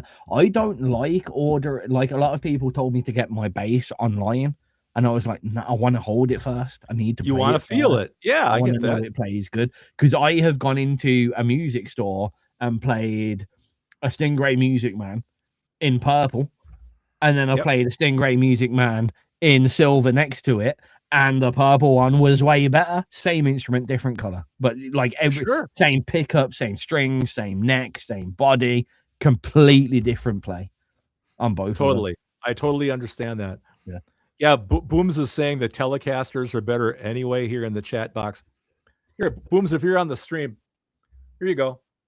This is Scott Halverson's actually, his Tele. It's beautiful piece of guitar, but. Yeah, I like these as well. I'm just a Fender guy. What can I say? But anyway, I'll admit, when it comes to electric guitars, I'm not well versed in what I feel is better or worse to play. Like when it comes to an acoustic, I love a little Simon and Martin or an Ovation or something like that. But when it comes to electric guitars, I don't know the playability differences between a Gibson Les Paul or a fucking Fender Telecaster or whatever. I have absolutely no idea. Yeah, I'm about the same. I mean, I'm not a guitar aficionado by any means. I like what I like, but when you're talking about those two basses, right? When I bought my gold my gold Strat here, Goldie, I went to Guitar Center locally, and they gave me like 6 different Stratocasters, right? They had them sitting around me in a semicircle, and I'm in a chair, and the difference between them was amazing. Each one had its own little idiosyncrasies and whatnot, but this one was like playing butter. It just flowed. I mean, a massive thing, any real wood guitar should be different to the next one because of the knots and the the resonance of the wood. Yeah. Like there should never be two that sound the same. That's when you know it's the very difference when you go in and get your Ibanez SG kind of stuff, because the majority of them are fucking Conti board if you're lucky on the inside, but their electrics are fantastic and their shaping is fantastic, which works well. So if you're gonna go for an Ibanez, just pick up the Ibanez that looks good to you. You don't really need to play them all. They all sound exactly. I've got that Ibanez SG right now. I love mine. My bass is great, man.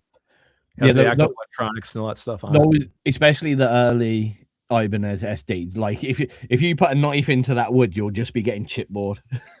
Don't think you've got a nice piece of pine or anything like that. You have got glued together, compressed MDF kind of board. It's ridiculous. Yeah, but they work well. They're cheap end, but they work well and they're nice. And they're nice to play. They're nice and light as well. They're very light, light. And the finishes are cool. Yeah. The one I have is like they call it an autumn, so it's like orange to gold to red, like a fade. It's really pretty. That's back in the corner as well. But, I've had two overtimes. I had a fretless SG in kind of a metallic green. Uh-huh. And that was really weird because it came and I stuck with them. It came with the black flat round strings on a fretless.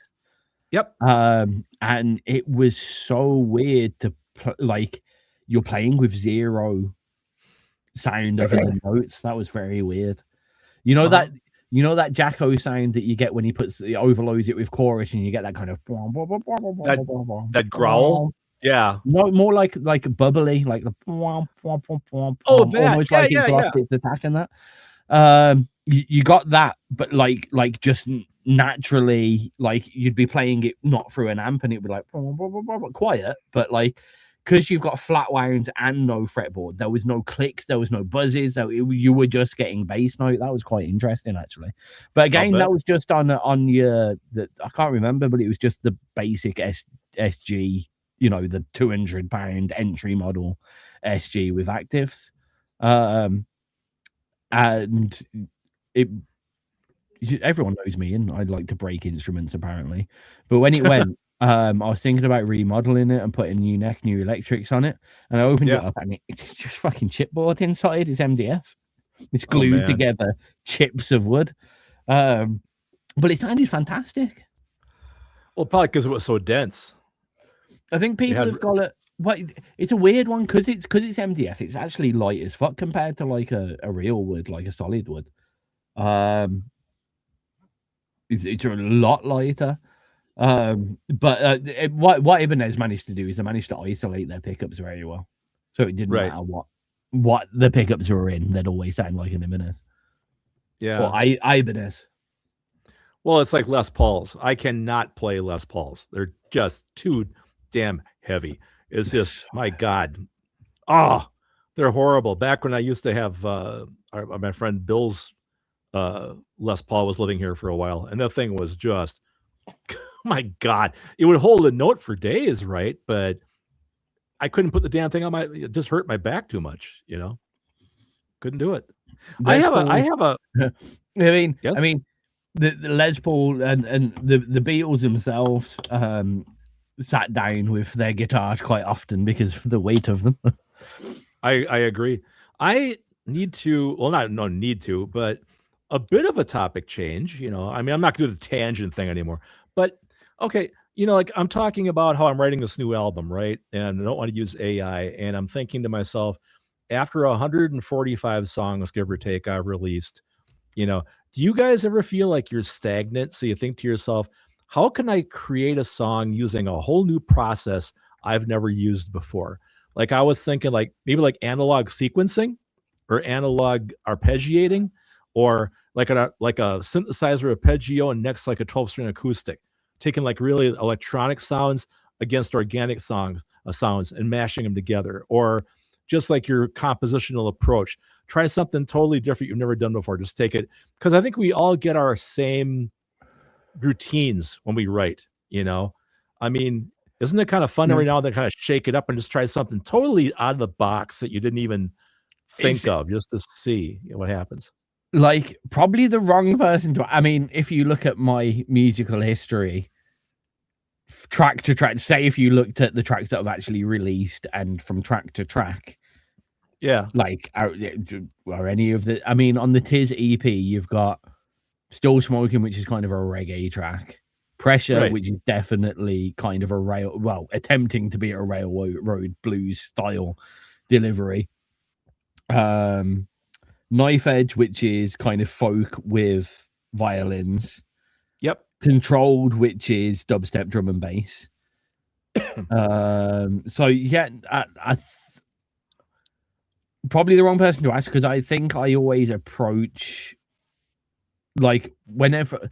So I'll have a composition in my head, maybe like chords, basses, vocals, lyrics, whatever. I never actually have a style in my head when I'm thinking chords and these how lyrics go against that, and it needs to be in this time. But when it comes to kind of BPM and then delivery, it's not until I sit down in the studio and like I've got maybe not lyrics wrote, but I know I'm going to use this chord pattern. And as you know, Craig, I've mentioned this before, a lot of my songs have very similar chord patterns and keys. Yeah, you know, a lot of them. But I mess around because I can play them very well on keys. That's why I use them, honestly.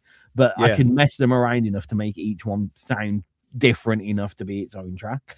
But quite often I'll get to that point and I'll sit down and go, kind of, what haven't I done yet? See, that's exactly what I'm talking about. So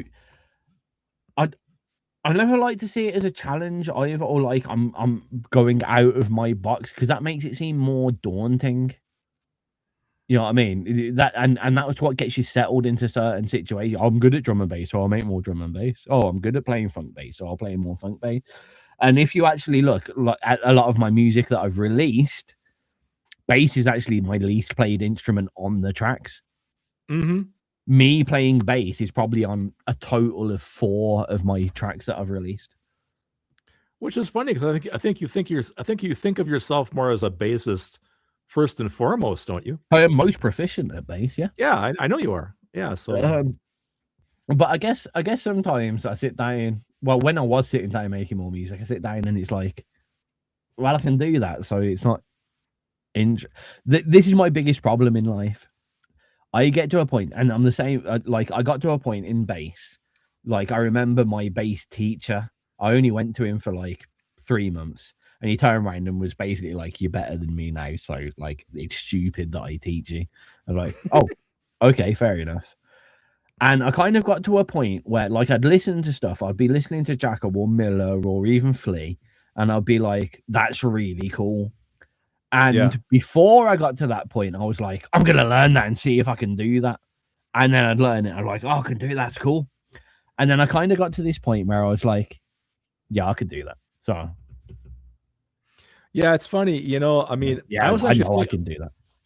I was thinking about you this past week. So I was thinking to myself, well, look at Tizz, you know, not like that, but I was thinking, look at Tizz. I mean, he doesn't really write music that much anymore, and he still seems to be surviving. You know, maybe I don't need to be doing it constantly like I used to. When I first got retired, I did, because I'm like, now I have time. This is all I had time to do. I can just work on music. But now it's like, does it define me? You know, do I need to do it all the time? I mean, is that what I am? I'm just a musician now? You know, it depends. There's a lot of other things I like. It also depends on the kind of affirmations that you want to get from stuff like that as well. Like for me, music, from a personal, creative, and playing point, was always almost from a therapeutic standpoint. It allows me to get. I get that. What I'm feeling at the moment, be it happy, sad, be me right at that point, 15 years old, stoned out of my mind with a guitar in my hand, writing, still smoking, or be it when I'm 22 years old, just out of university, spent a fuck ton of money and realized there's no jobs in what I've trained myself in all my life. Yeah, it's typically been to get that out, not to write a track or to make an album or to be famous or to be on stage. Those have all been side effects of that creation. So it's a little bit weird for me. And as everyone knows, I hate my own music anyway. So it's not. You do. It's not a good starting point. But I think it's important to. I think it's important for you to be able. So what I managed to do, and it is 20% to do with XRP Radio, is I allowed my musicality to be seen in other things that I was influencing but wasn't directly involved in. For instance, Craig, when in the red corner, in the blue corner appeared in the start of one of your tracks, that's a little bit of me over there. Right.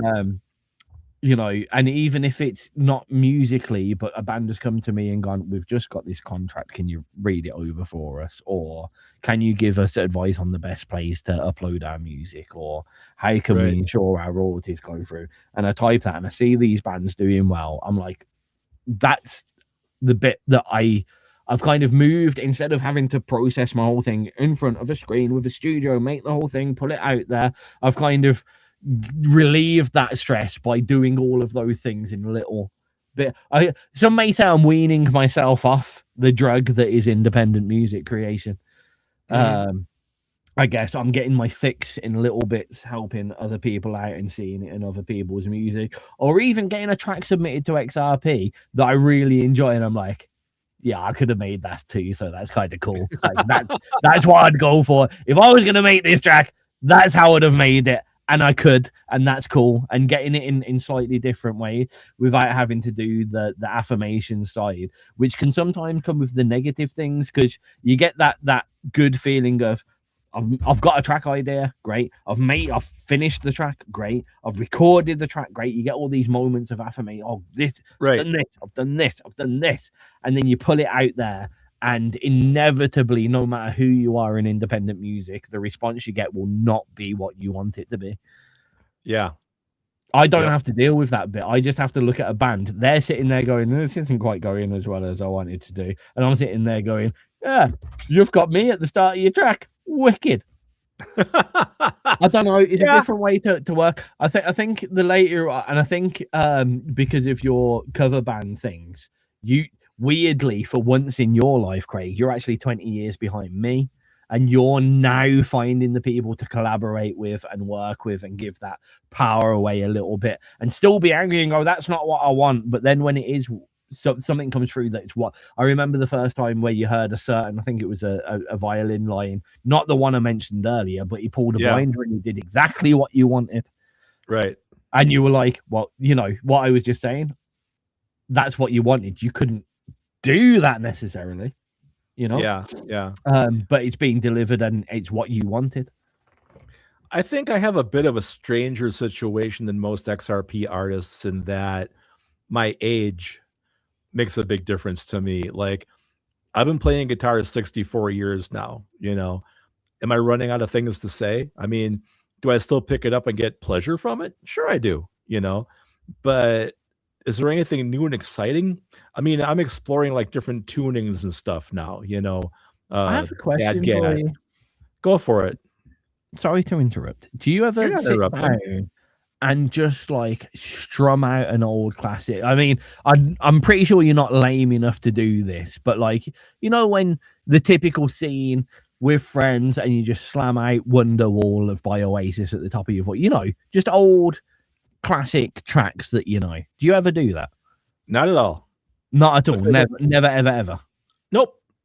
Because I had 30 years of that in cover bands, you know, so I've done all that. Yeah, no, I guess I see what you're saying. I've played every song you can probably ever think of. You know, I mean, I did covers for 35 years. You know, yeah. Like I said, my like I said, you know, it's not a bad thing or a good thing. It's just my age makes me, I think, in a little bit of a different. I move in a little bit of a different orbit, I think, than the average XRP artist, which is fine. I accept that. You know, it is what it is. I think, but I somewhat see where you're coming from, and I think it's the increase of ADHD in the world. I know this sounds really weird, right? But bear with me. Yeah. When Facebook, Twitter, Twitch, Instagram, all of those kind of places came out, it was a really good place. And I was brought up with the internet, so I saw it grow and grow and grow. Right. And it was a good place. So Facebook came out first. We could talk with everyone. Then out came groups, and we could get all the like-minded people in a certain place, and we could talk with those. And then came out pages where we could put the other side of ourselves out there and get everyone involved in that. And I kind of grew up as that happened, so I could cope with this kind of stuff.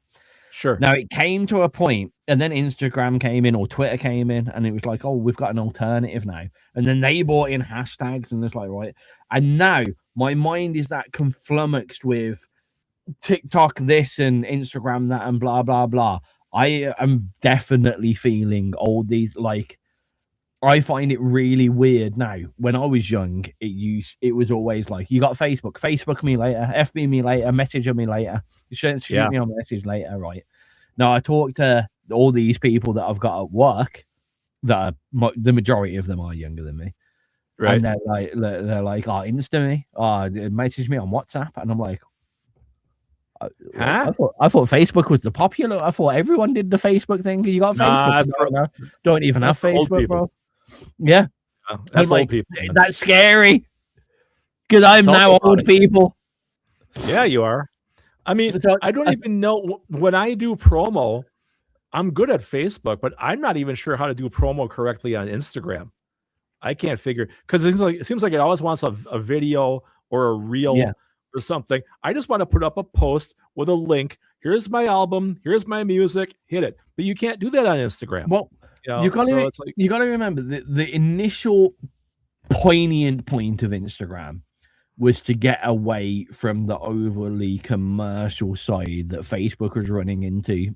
So, you know, all the sponsored posts and the advertisements and whatever. When you're on Instagram, you know, you can't put a link. Your link's always got to be in your bio. It's just meant to be friends. So the idea of Instagram was just photos of you, social networking, 100% on the social side. Brands can't be on there because there's no business page. There's no you know what I mean? And that was the idea from it. But the effect, like Facebook initially was meant to be for college students to talk to each other and talk about, well, their exams and shit initially, realistically. Yeah. And then people found their ways to, so they bought out Facebook pages to try and segregate the businesses, I guess, from the people. And people just named their own selves business names instead. You know, I'd be called Mr. XRP Radio, and we did it that way. So they started bringing in like the IDing, so you had to have a passport or something to go through it, so you had to have your own name. But then people stopped using Facebook, so they had to bring in personal business pages for those people that were an influencer or, you know, a musician or something like that, and it kept going on.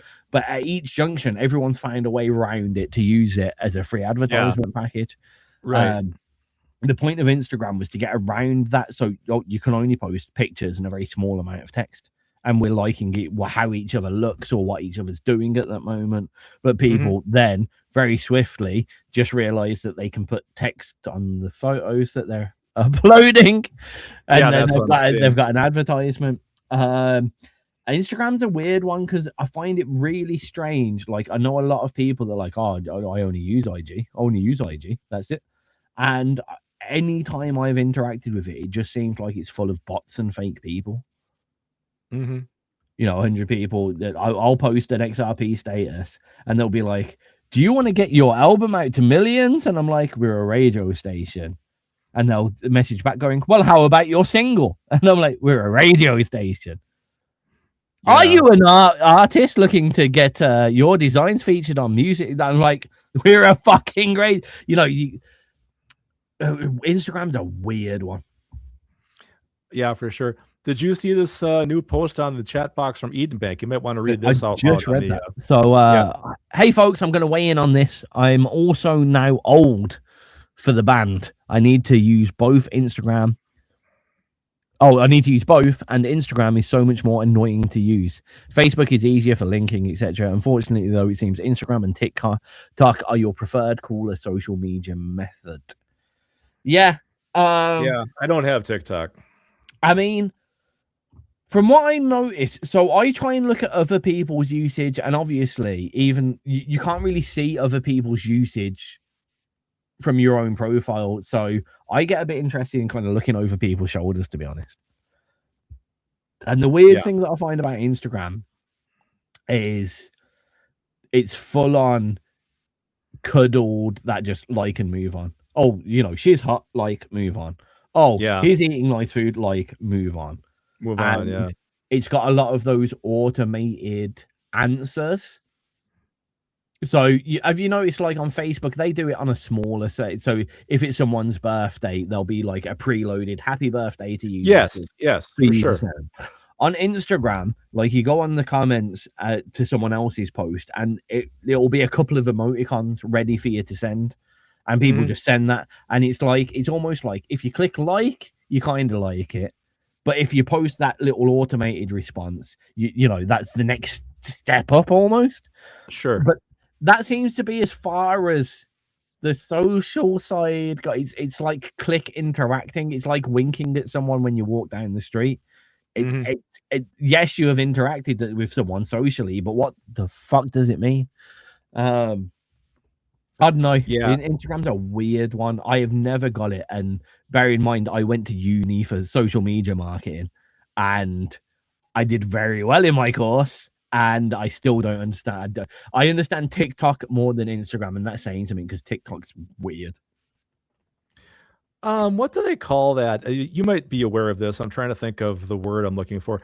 Don't they have a person now who will actually like do all your promo for you? They call it like a sync person or something, where they'll just take your content and do all the social ends for you and get it out there. And there's like more of this now because you can basically point an AI chatbot, or you can point an AI marketing machine at a Facebook page and be like, lift all their pictures, all their marketing, all their media, and make me a campaign.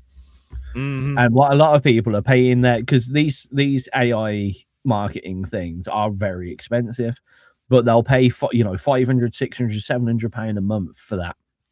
Wow. But then they'll turn around to artists and charge 20 artists £50 a month for it. Okay. And just have it all they have to do is type in the initial automated stuff, take everything they post and make a marketing campaign of it, and it's just automated. Just post when it wants to, and then whenever they stop paying you, you just press the stop button. And all you have to do is encourage them to make sure they're constantly delivering you more content, because obviously, like, it's like with my work, they gave me their social media, and I was like, yeah, I'll do all your social media, give me all your food images, give me all the videos, send them to my email. And they turn around to me, you haven't posted for 5 days. And I'm like, posted what? And like, well, pictures or videos? Pictures or videos of what? Of what? Yeah, right. And they're like, well, you know, videos for Facebook. And I'm like, what of? Who's made the video? And they'll all of a sudden they're like, and I'm like, yeah, you hired a marketer, you didn't hire a cameraman. Yeah. You know, that's you didn't. That's a good point. I cannot go in as a marketer. I can't go in the kitchen, make a plate of food, bring it out and take a photo of it. Yeah. Marketers take what you have and deliver it in a very clever way. And that's what I do. That's what I'm very, very good at. But yeah, like content, it's this whole thing of content, isn't it? Content provision. And realistically, the provider of content should always be the person that the business is, the owner of the brand, the restaurant owner, the person who made the toy, the musician.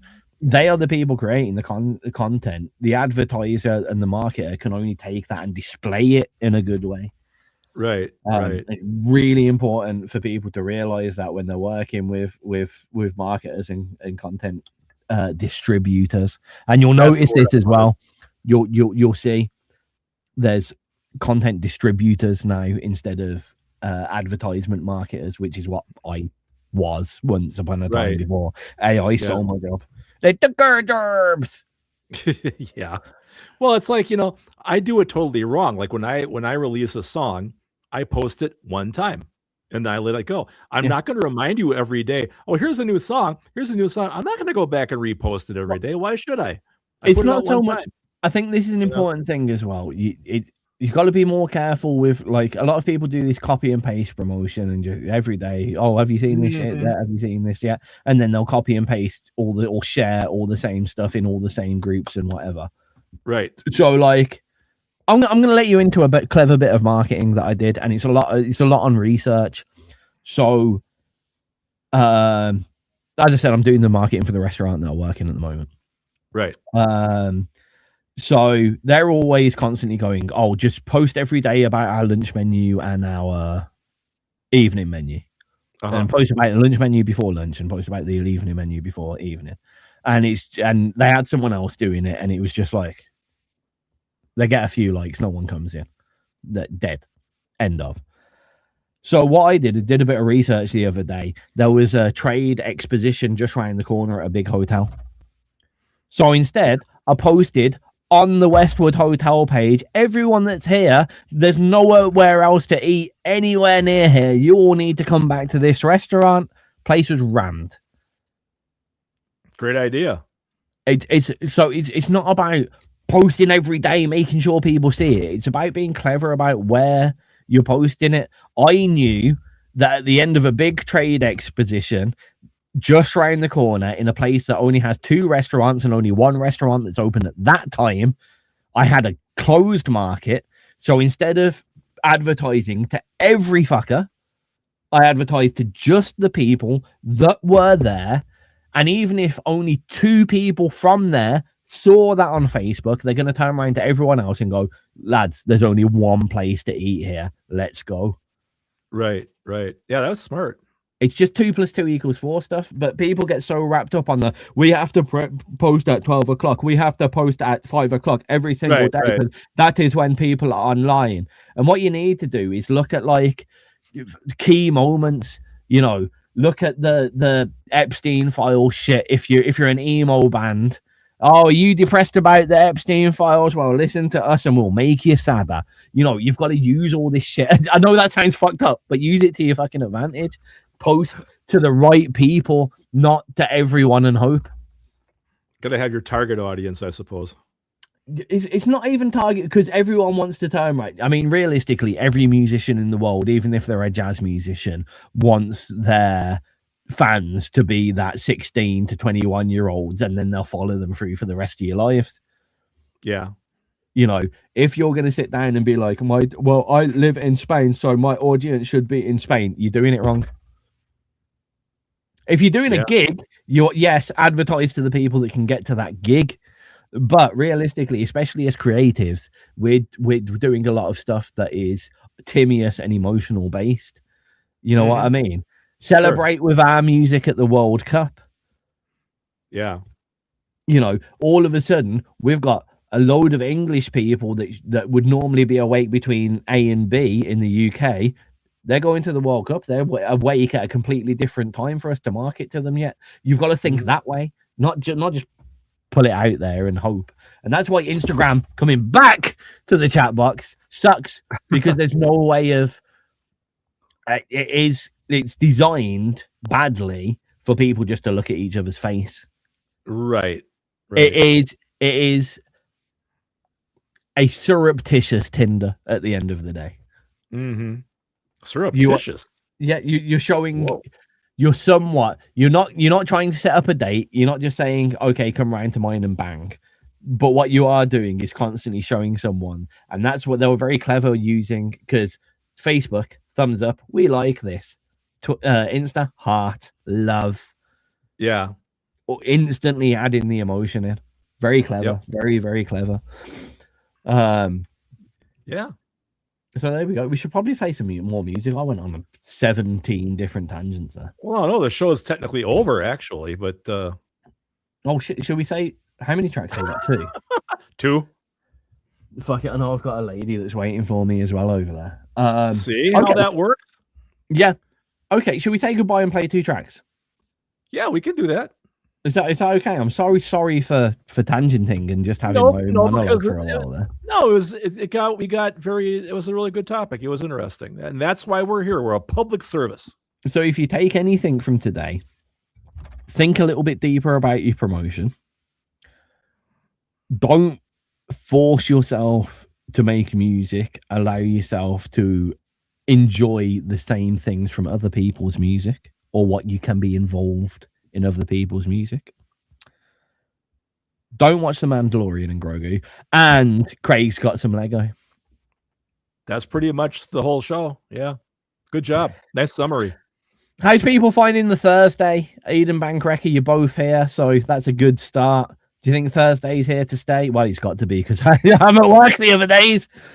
But yeah, if anyone's got any thoughts, you think the earlier time's better, or you'd rather us go a little bit later again, let us know. Yeah, let us know. Yeah, it's going to be Thursday. We can't change the day, but we could be we might.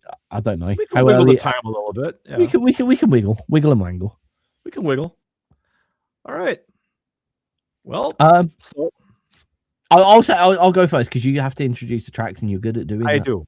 It's been a pleasure to entertain you all for the evening. I will be back with ALC on Sunday with Submission Sunday, all the latest tracks from XRP delivered to your ear hole with a few requests and airplay for everyone. As you go, yeah, we didn't really know until yesterday either, Eden Bank, so don't worry.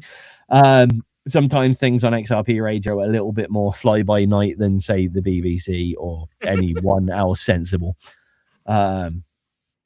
Yeah, I can schedule XRP by the rotor I get that week, unfortunately. But now I have a permanent day off on Thursday. It has been arranged. I will never not be off on a Thursday. It's illegal. It's written as part of contract for me to always be off on a Thursday. But yeah, if you want it earlier or later, let us know.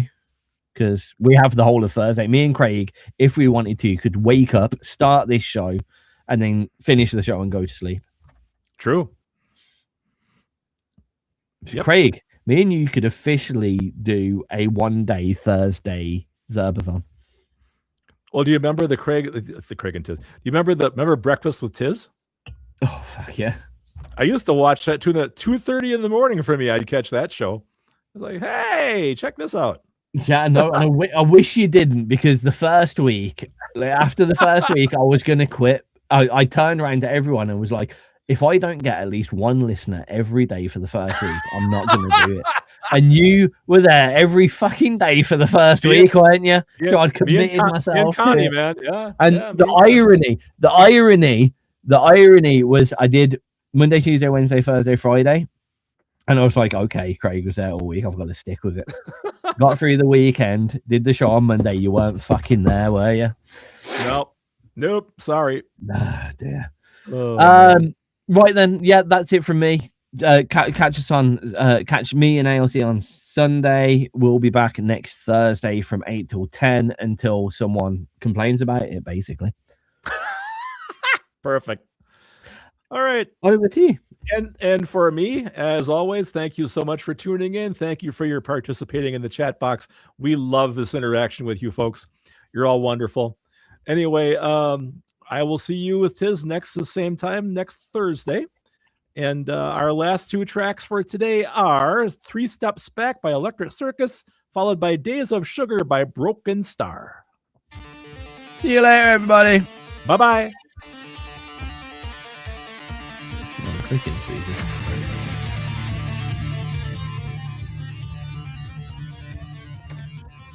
Oh, sorry. One. You could have just told me to.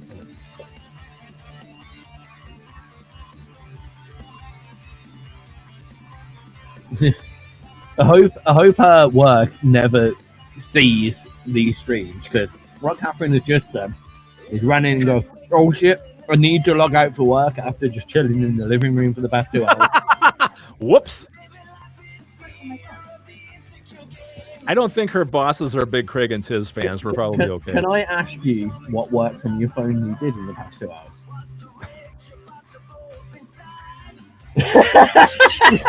She has no comment. Me and Jory are the same. Like 7 years ago. So none of this has anything to do with work or customers.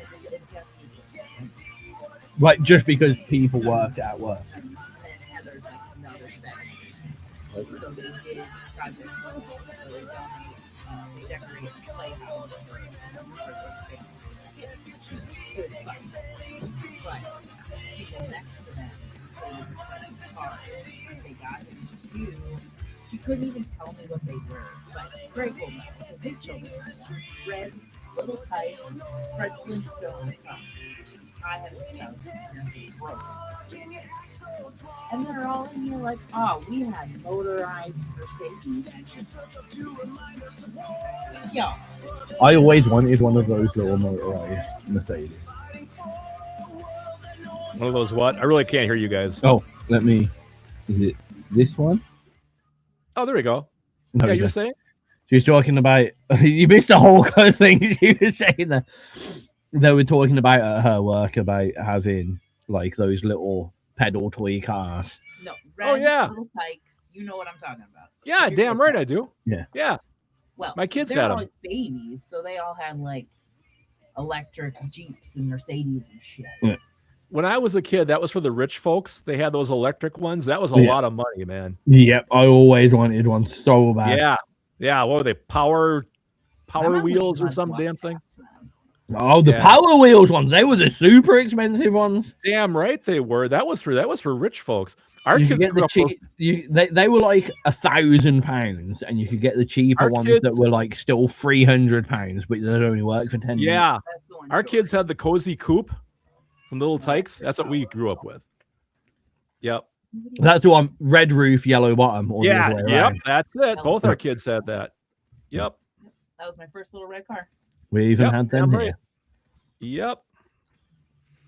Well, now I gotta pack my Legos back up and bring them back upstairs, and maybe I'll do one of the Mario or Luigi guys on Saturday. That'd be kind of fun. Leave it in an inconvenient place that you can't eat Get away unless you from make the Lego. You know, Yeah, You we're gonna can't- put it on the kitchen put it table. on your guitar. No, put the box on your guitar. You can't make music until you've made Mario. Yeah, that's probably a good idea. So, well, I don't know if I'm gonna go see Mandalorian now, man. Now you're changing my mind for me. You know what? Catherine will say something like she'll say it was cute and it was fun and she enjoyed it. Oh man. Well, yeah, as entertainment.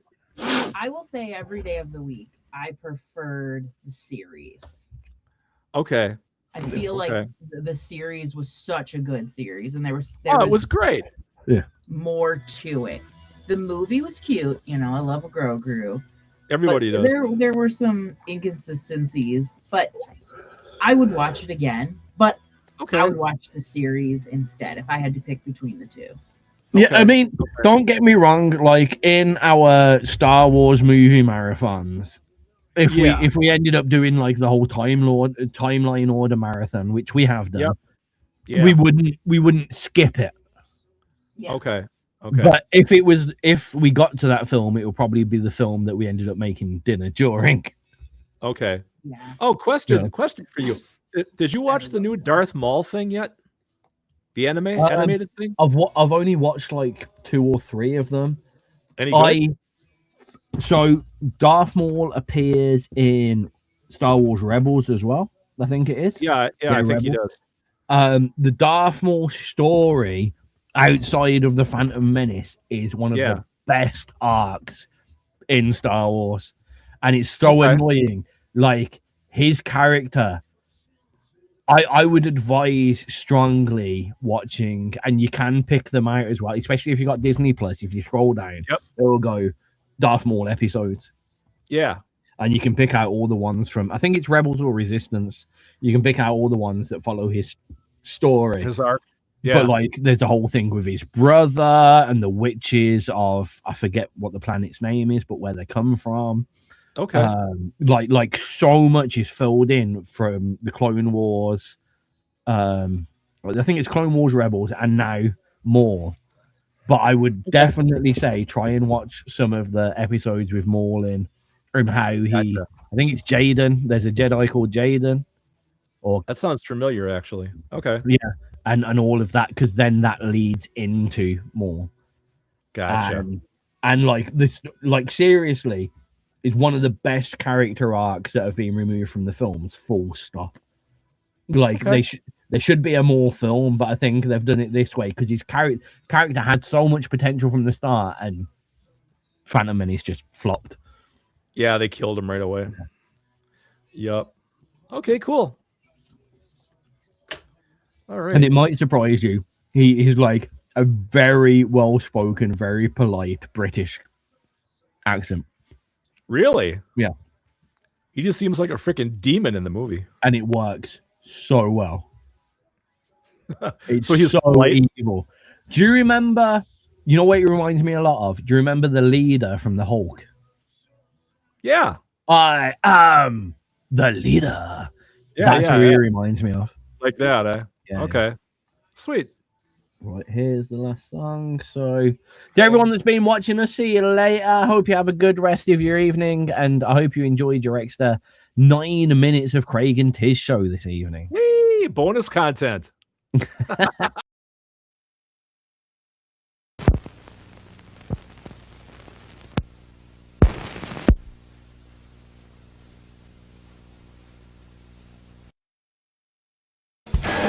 So here we are again. Thanks for stopping by to listen to the barman and that old annoying guy. Do you ever wonder, do you want to see who are these men of mystery? Tizz lives in Scotland and runs XRP, a broadcasting legend, I'm sure you'll agree. Craig lives in a studio in the USA, working on music most every day. They come together at this time each week, a wondrous pairing of these two great geeks. So stop in the chat box and say a hello, and listen in wonder to Craig and Tizz show.